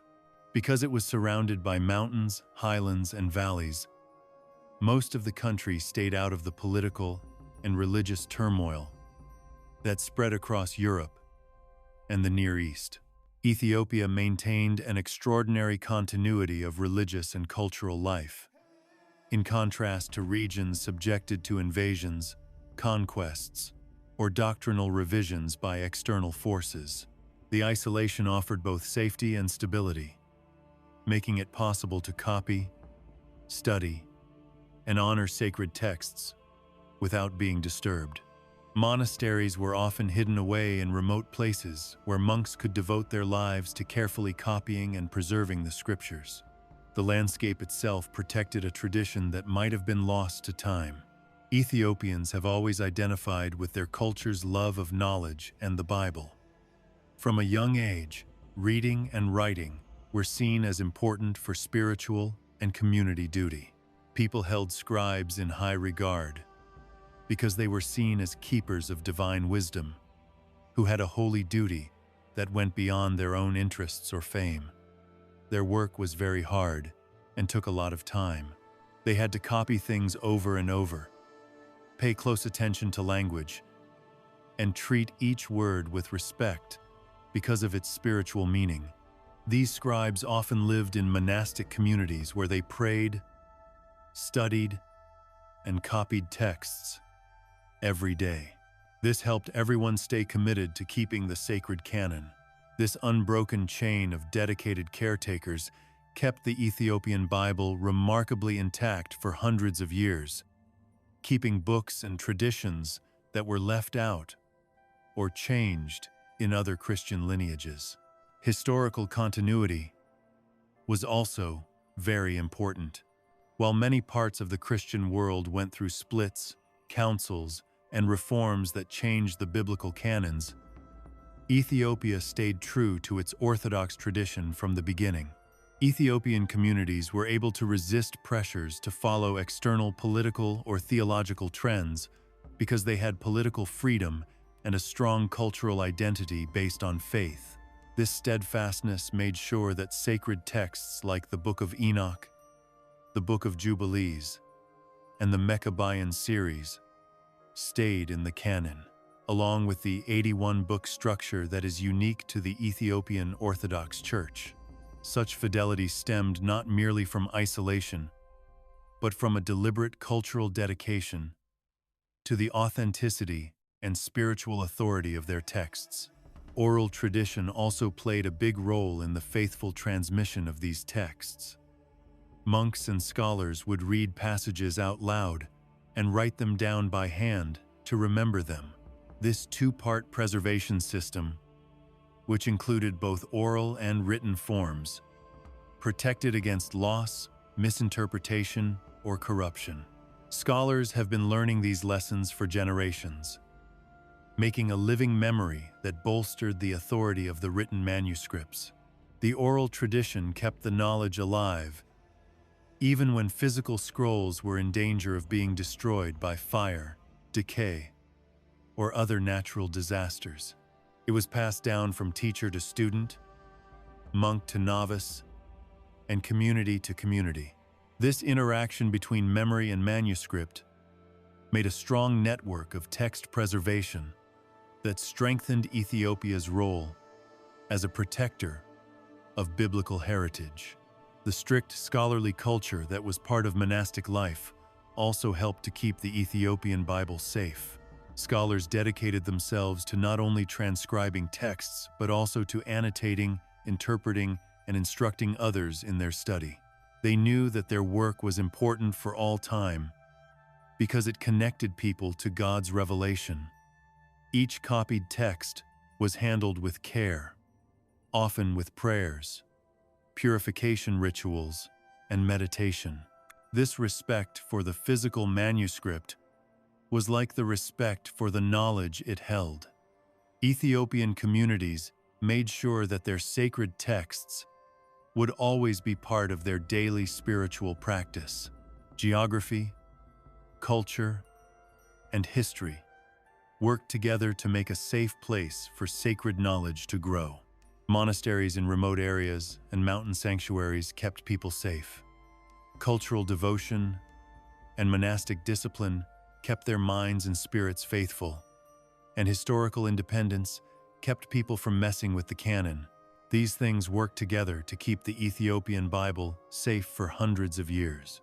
It gives us a glimpse into old ways of thinking about religion, the universe, and morality that have been lost or changed in other places. Even when they were in contact with people from other countries, like through trade, diplomacy, or missionary work, Ethiopian communities were very careful about how sacred texts were shared and used. They made sure that outside influences didn't damage the integrity of their spiritual inheritance. The church and the ruling class often helped scribes and scholars, which shows that they all understood how important the texts were to national identity and spiritual life. Royal support and respect from the community helped keep libraries, scriptoriums, and monastic schools going, where manuscripts could be copied, studied, and stored.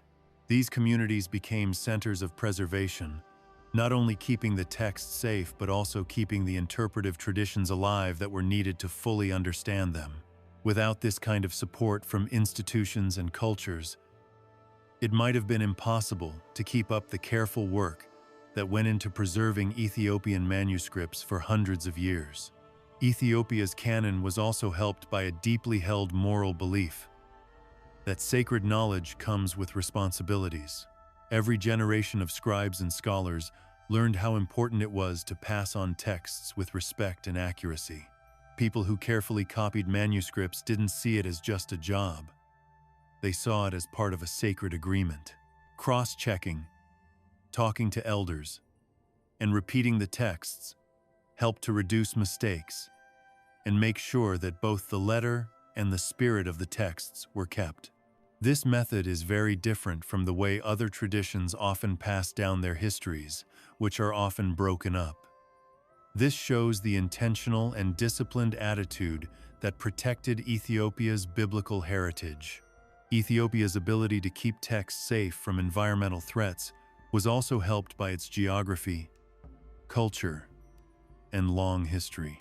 Monasteries at high altitudes provided dry, stable conditions that were good for parchment and ink, which lowered the risk of damage. Mountains and plateaus kept communities safe from war, invasions, and political unrest that destroyed libraries in other places. Even when manuscripts were damaged, scribes often repaired or copied them, showing that they were committed to keeping texts alive for a long time. Because of this mix of practical foresight and spiritual devotion, Ethiopia was able to keep a remarkably complete and coherent canon through centuries of potential disruption. In the end, the fact that Ethiopia's Bible is so special is not a coincidence. It is the result of a long-standing tradition. Geography offered protection, culture fostered reverence, history affirmed continuity, and monastic scholarship guaranteed accuracy and fidelity. These things worked together to make a strong framework that allowed sacred texts to last mostly unchanged, keeping the worldview, moral guidance, and cosmological understanding of ancient biblical communities. In this special setting, the Ethiopian Bible is still a living testament to the careful attention, devotion, and faithfulness of generations who understood how important it was to stay connected to divine knowledge over the years. There are layers of wisdom in the Book of Enoch and the Book of Jubilees that you might not notice at first. These aren't just stories about angels, prophets, or patriarchs. They are carefully woven together messages that speak to both the obvious and the hidden parts of life. When you read them, it's like entering a world where the normal and the strange come together, where every detail matters, and where you need to be patient, think, and use your imagination to understand. The stories make the reader think about how the universe works in ways that aren't always obvious, how moral law works in ways that aren't always obvious, and how human choices are connected to divine oversight in ways that aren't always obvious. These texts have been preserved in Ethiopia with such care that modern readers can still feel the complex web of wisdom that was intentionally woven into each chapter, phrase, and even number pattern. The text says that Enoch's travels through the heavens are not just celestial adventures. They are also deep lessons in moral and spiritual perception. Every angel he meets and every level of heaven he goes through teaches him something about divine justice, the order of the universe, and the duties of people. Descriptions of light, cosmic measurements, and sacred spaces all have hidden messages. Enoch learns about time, cycles, and how natural and spiritual laws are connected when he watches the movements of celestial bodies. For a thoughtful reader, these descriptions can be used as prompts for meditation, making the mind think about not only the text, but also the larger universe it describes. Every heavenly revelation includes an invitation to see, think about, and internalize patterns of divine wisdom that go beyond what people can understand. The Book of Jubilees also uses both story and structure to hide information. It is not just a retelling of biblical events. It is also a guide to understanding moral and cosmic order. Counting days, weeks, and jubilees carefully is more than just a way to keep track of time. It also shows how life flows in sync with God's timing. When you look closely at these chronological patterns, you can see hidden messages about responsibility, accountability, and the effects of what people do. They suggest that time is sacred, that every moment has the potential for moral choice, and that paying attention to natural cycles can lead to spiritual insight. The structure of Jubilees is just as important as its story, and it makes readers think about the order, discipline, and harmony that are built into the universe. Embedded symbolism enhances this perception of esoteric knowledge. Numbers, directions, colors, and things often have more than one meaning. A number that appears more than once in a genealogy may mean that God is favoring the person or testing their morals. A description of light may mean that the person is pure, being guided, or having a spiritual awakening. Mountains, rivers, and celestial phenomena are not just backgrounds. They are also active participants in the teaching process, each representing a moral or cosmic principle. The hard part, and the beautiful part, is figuring out what these messages mean without being told what to think. The texts ask readers to think about them, notice patterns, and let their imaginations figure out what they mean. This creates a close connection between the divine story and the human mind. One particularly interesting thing about this secret wisdom is how it mixes moral lessons into stories that seem to be based on history or myth. When angels come down to teach people, or when patriarchs go through hard times, the main ideas are about human responsibility, justice, and moral courage.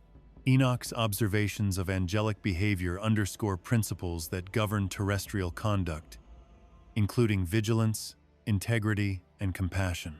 In Jubilees, the precise definition of laws, festivals, and cycles shows that moral and spiritual guidance is always connected to the rhythms of life. These stories teach us about self-control, foresight, and following God's plan in a way that speaks to both our hearts and minds. The texts also encourage readers to use their imaginations by making them think about heavenly realms, cosmic processes, and forces that are not seen. The author goes into great detail about Enoch's travels through many heavens, so that the reader can see moral, spatial, and temporal dimensions all at once. When you picture how heavenly bodies move, how angels are ranked, and how God's plans are coming together, you are not just watching them, you are participating in them. This immersive experience turns reading into a meditative practice, where thinking about what you've read becomes a way to learn things that are hidden, but still available to those who are willing to really think about them. Also, hidden messages often work by using narrative contrast. The repercussions of human failure are juxtaposed with the benefits of obedience, and the corruption of prohibited knowledge is contrasted with the enlightenment provided by angelic instruction. By carefully reading these differences, the faithful are asked to think about the moral and spiritual meaning of choices, consequences, and divine law. The stories serve as reflections, providing both warning examples and inspirational models.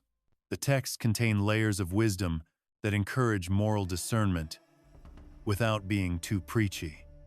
They do this through subtle narrative cues, repetition, and symbolic motifs. This makes the experience both personal and intellectually stimulating. Ethiopia's careful preservation makes these hidden messages even more valuable. Monks have been copying and teaching these subtleties for hundreds of years, so they have survived without being compressed or edited like other traditions. Scribes not only copied the words, but they also passed on the idea that these messages need careful thought to be understood. Monastic teachers stressed the importance of meditating on these passages and helped beginners see patterns, think about symbols, and picture the unseen worlds that were described. This educational culture made sure that readers weren't just passive consumers of text. They were also active participants in figuring out the wisdom hidden in the story, numbers, and symbols. When modern viewers read these texts, they are encouraged to think in a similar way, to read slowly, look for patterns, and use their imagination to think about what they read. The stories of Enoch's travels and the detailed account of time, law, and ritual in Jubilees make us think about moral order, cosmic balance, and spiritual responsibility. By paying attention to the numbers that keep coming up, the symbolic landscapes, and the angels' help, one starts to see an underlying structure, a hidden design that encourages people to follow higher principles. This engagement is not just intellectual, it is also very experiential. It makes you feel calm, curious, and amazed as your mind follows the invisible lines that connect human life, cosmic rhythms, and divine wisdom. Ethiopian tradition imparts more than historical knowledge through these embedded messages. It fosters spiritual perception, moral insight, and imaginative engagement. Every reading is an invitation to think about, explore, and internalize patterns of virtue, balance, and cosmic awareness. By seeing how carefully the wisdom is layered in the text, readers can start to understand how deeply connected story, symbol, and moral guidance are. They can also learn that what is hidden in plain sight is often the most transformative. Ethiopia's role in early African Christianity is both important and often ignored. It shows how faith, culture, and spiritual insight came together in ways that shaped the continent's religious identity. Ethiopia was already a lively center of Christian life long before European missionaries came to the area. It kept and grew traditions that would affect nearby communities for hundreds of years.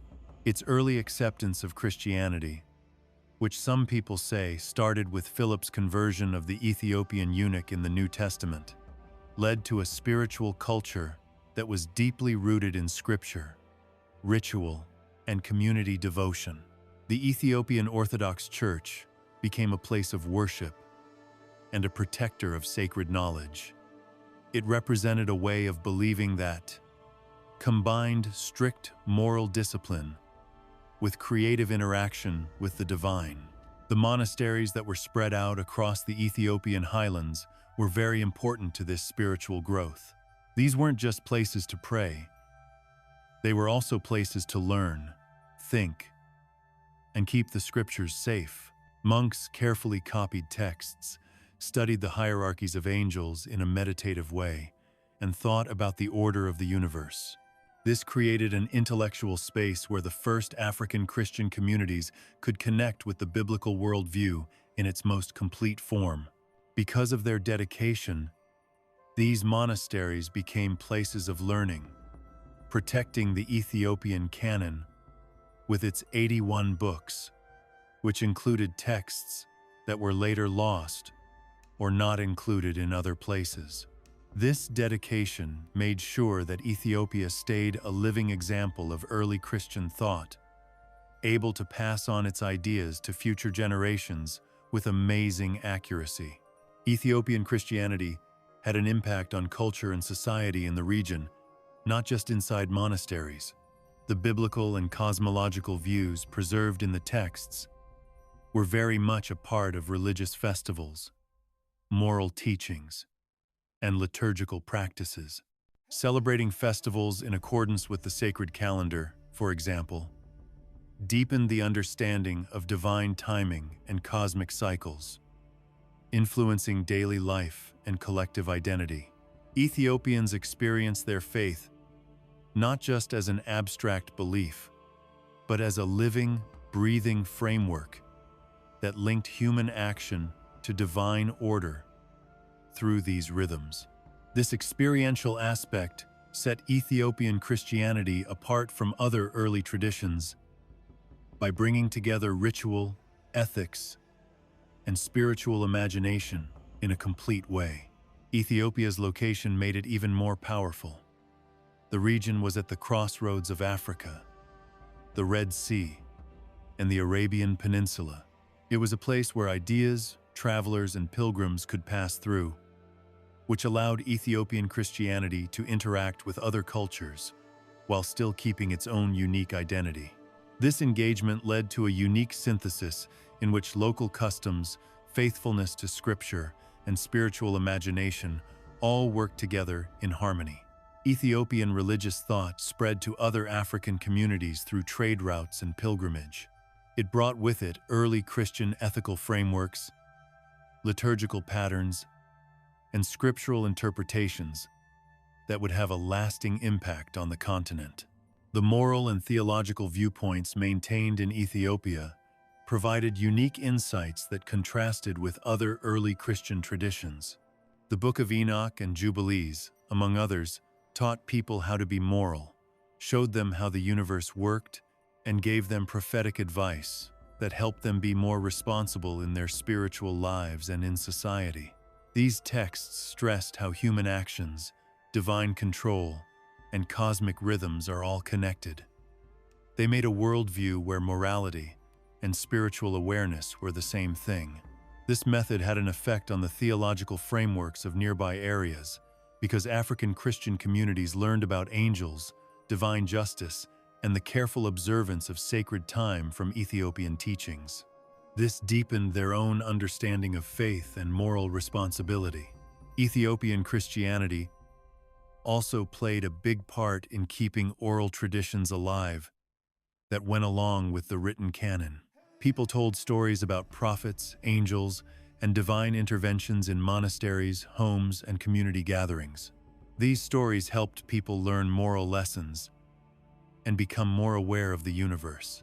These spoken stories often had subtle meanings that helped people understand better and made sure that the moral and spiritual lessons in the texts were not lost.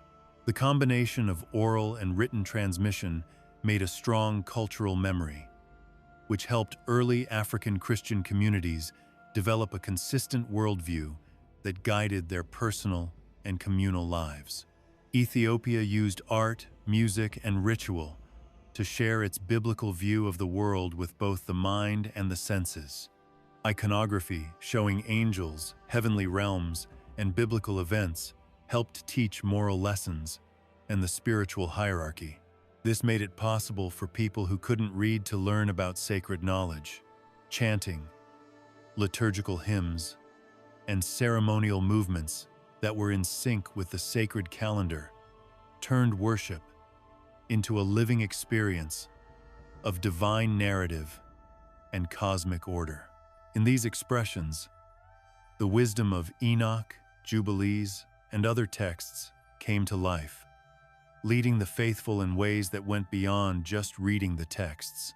The Ethiopian model of spirituality also stressed the importance of getting help and advice from others. Elders, monks, and teachers taught newcomers how to read and understand texts, as well as how to live by the moral and spiritual rules they contained. This passing down of practical knowledge made sure that each generation learned the values, rhythms, and cosmic awareness that are important to the faith. Ethiopian communities built a spiritual culture that was both deeply reflective and socially cohesive by modeling these behaviors and making them a part of everyday life. This culture stayed strong even when there were outside pressures or major changes in history. Ethiopia's impact on early African Christianity is inextricably linked to its historical resilience. Ethiopia, on the other hand, had an unbroken line of textual fidelity, monastic discipline, and communal worship. Other areas saw doctrinal fragmentation, invasions, or changes to the canon. This strength made it even more of a spiritual beacon, showing nearby areas how to live a Christian life that was deeply rooted in the truth of the Bible and an awareness of the universe. The texts kept in Ethiopia gave people a way to think about divine justice, moral responsibility, and how to live in harmony with sacred time. They were a spiritual reference point for communities all over Africa. By keeping these traditions alive, Ethiopia helped African Christianity keep access to old ideas that might have been lost or hidden. The Ethiopian canon's ethical, cosmological, and spiritual frameworks helped early Christian communities deal with moral problems, see how human and divine actions are connected, and develop a sense of spiritual wonder. Ethiopia was more than just a place to live or a religious community. It was a living center of wisdom that shaped the moral and spiritual imagination of early African Christians and left a legacy that still inspires reflection and devotion today.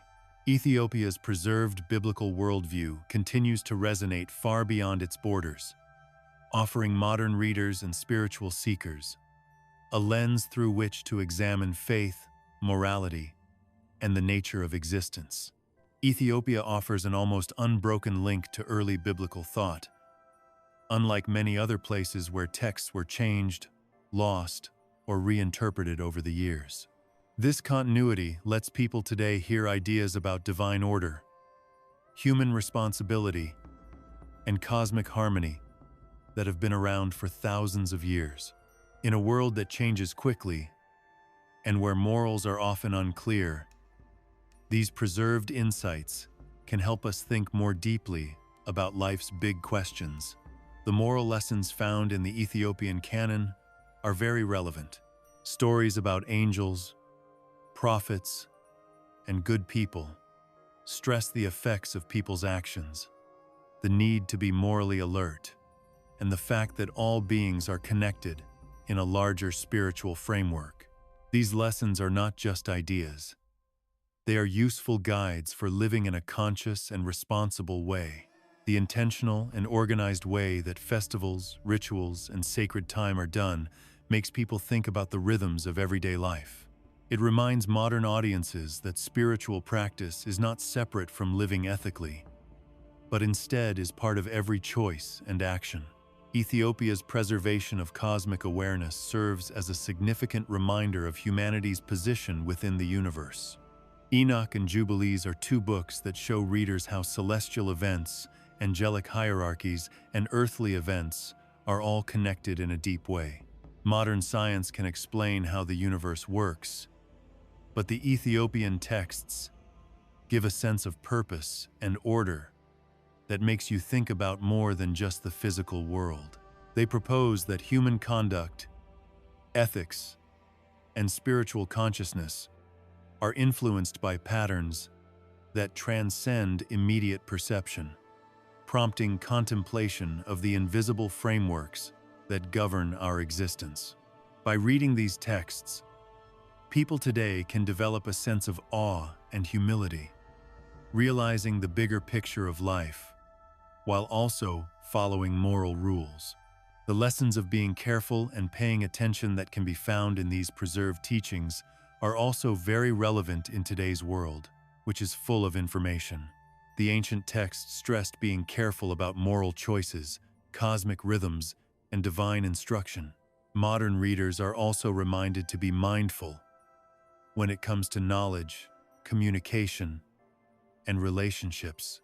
The Ethiopian tradition exemplifies how communities maintained clarity and fidelity through generations, resisting distortions and adhering to principles that transcend temporal pressures.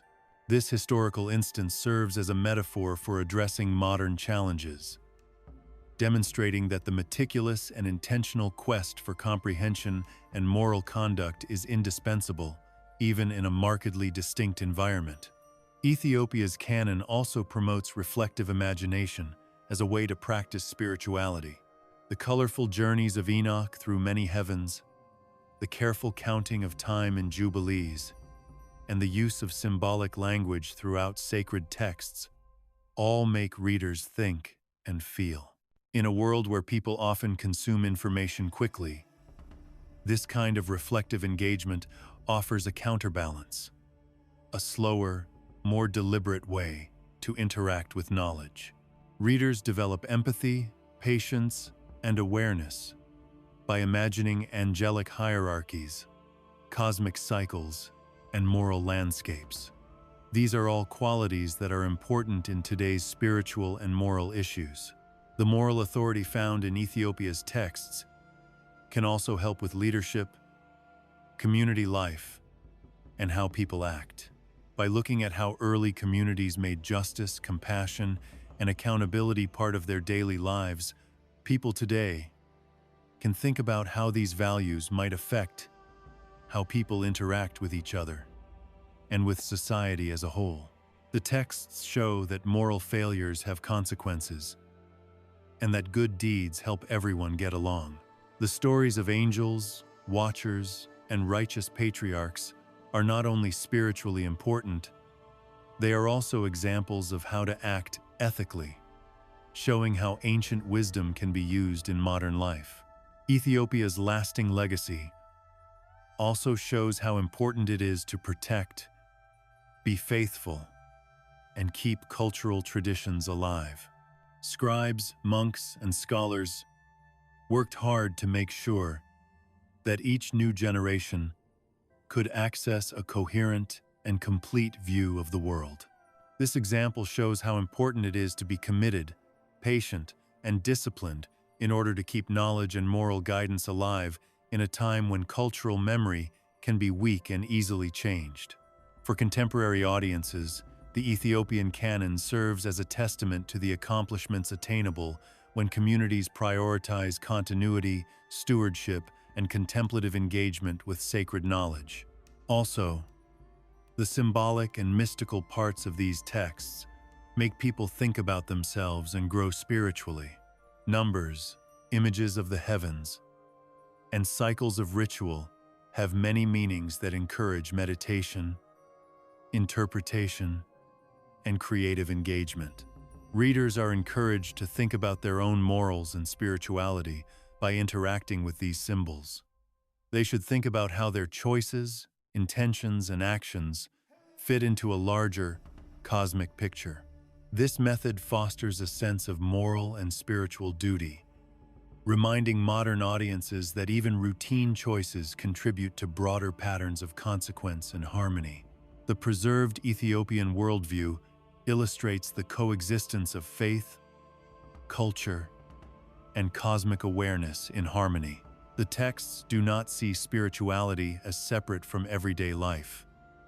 Instead, they show a holistic view in which ethical behavior, ritual observance, and awareness of the unseen are all connected. Contemporary readers engaging with this tradition are encouraged to explore how faith can influence daily practices, direct ethical reasoning, and enhance creativity, offering a framework for living that harmonizes spirituality with practical life. Finally, Ethiopia's preserved worldview is still important today because it can make people think about themselves and wonder. Ethiopian texts provide modern readers with chances to think about the nature of justice, the rhythm of life, and the hidden parts of human experience by keeping access to early biblical views. The stories encourage meditation, thinking about right and wrong, and creative exploration. They offer a kind of guidance that is both old and useful right now. When modern readers and viewers read these texts, they are part of a living tradition that still inspires awe, curiosity, and a deeper connection to both the divine and the natural order of the universe. As we come to the end of this journey, it's worth taking a moment to think about the amazing tapestry that Ethiopia keeps, a living proof of faith, wisdom, and the human desire to understand the divine. The story of Ethiopia's biblical worldview is not just about old books or faraway monasteries. It is a story that connects the earliest expressions of faith with the lives of people who read, think about, and live by these teachings today. From the Book of Enoch to Jubilees, these preserved writings show a thread of spiritual insight that has lasted through invasions, cultural changes, and hundreds of years of change. They connect ancient cosmic understanding with the moral, ethical, and spiritual questions that are important to us now. It is amazing to think about the scribes who carefully copied each line, the monks who thought about each verse, and the communities that kept festivals, rituals, and teachings in perfect harmony with the rhythms of the universe and the divine. Every act of preservation and every careful observation of sacred time help to create a continuity that lets us see the world through the eyes of an ancient people today. This continuity is not fixed. It resides in the imagination of those who interact with these texts, prompting contemplation of our position in the cosmos, our obligations to one another, and our connection to both visible and invisible forces. These writings connect the past with the present, and the voices of angels, prophets, and faithful communities can be heard across thousands of years. The teachings found in the Ethiopian canon are very relevant to life today. The texts remind us of our responsibilities, the need to make moral choices, and the importance of making sure that our actions are in line with principles that go beyond our immediate needs.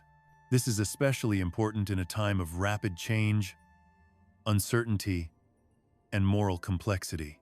The stories of the Watchers, Enoch's journeys, the observation of cosmic cycles, and the precise measurement of sacred time depict a worldview where human actions, divine supervision, and cosmic order are interconnected.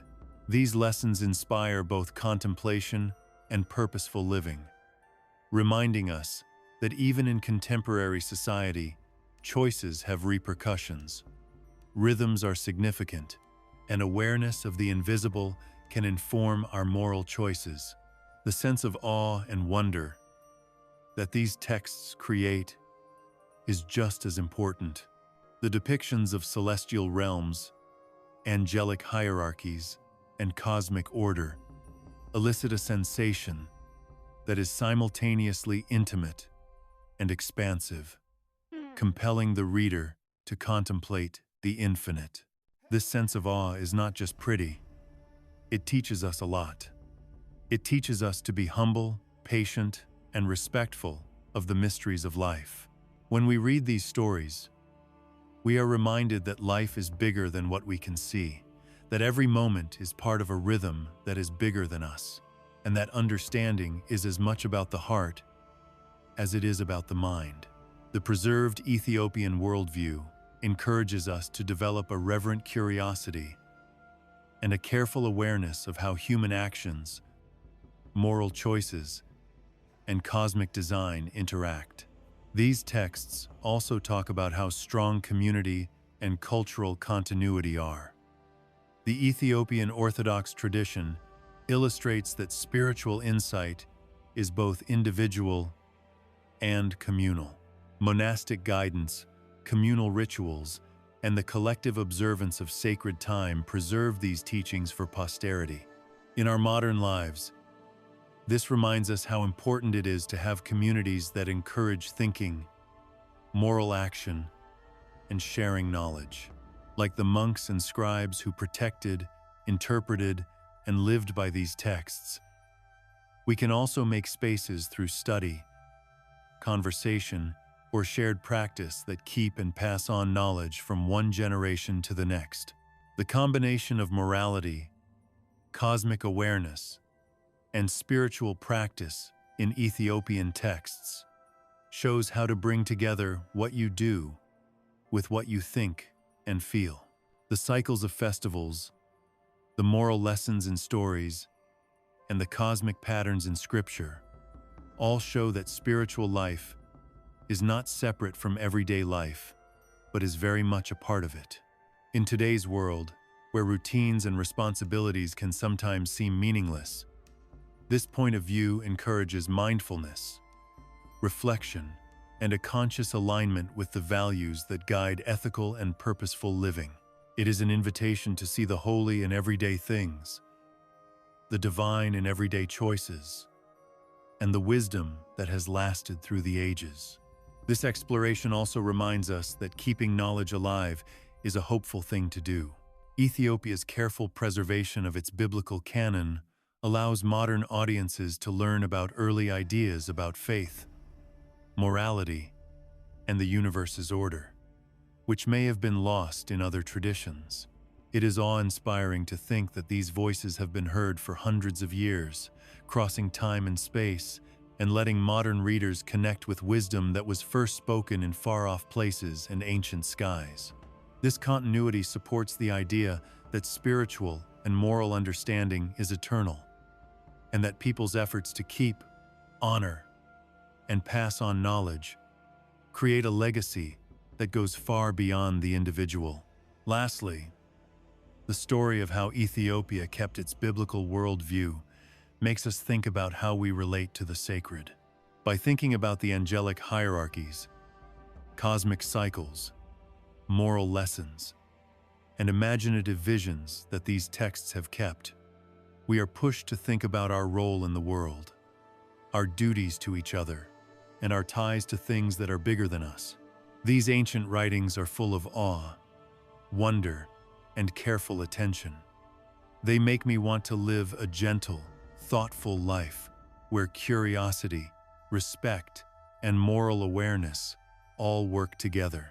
They remind us that spiritual engagement is not a race, but a steady unfolding, a conversation across generations, and an opportunity to inhabit a world where meaning, order, and the sacred remain intertwined. In conclusion, the Ethiopian tradition of preserving the oldest biblical worldview exemplifies the resilience of faith, the profundity of moral insight, and the persistent human aspiration to connect with the divine. By reading these texts today, we are part of a conversation that has been going on for hundreds of years. We learn new things, feel wonder, and take part in a sacred tradition that changes both our minds and hearts. This story takes place in the sky and on the ground, across time and culture. It asks modern readers to remember the lessons of ethics, cosmic awareness, and respectful curiosity, making sure that the treasures of the past keep lighting up the present and inspiring the future.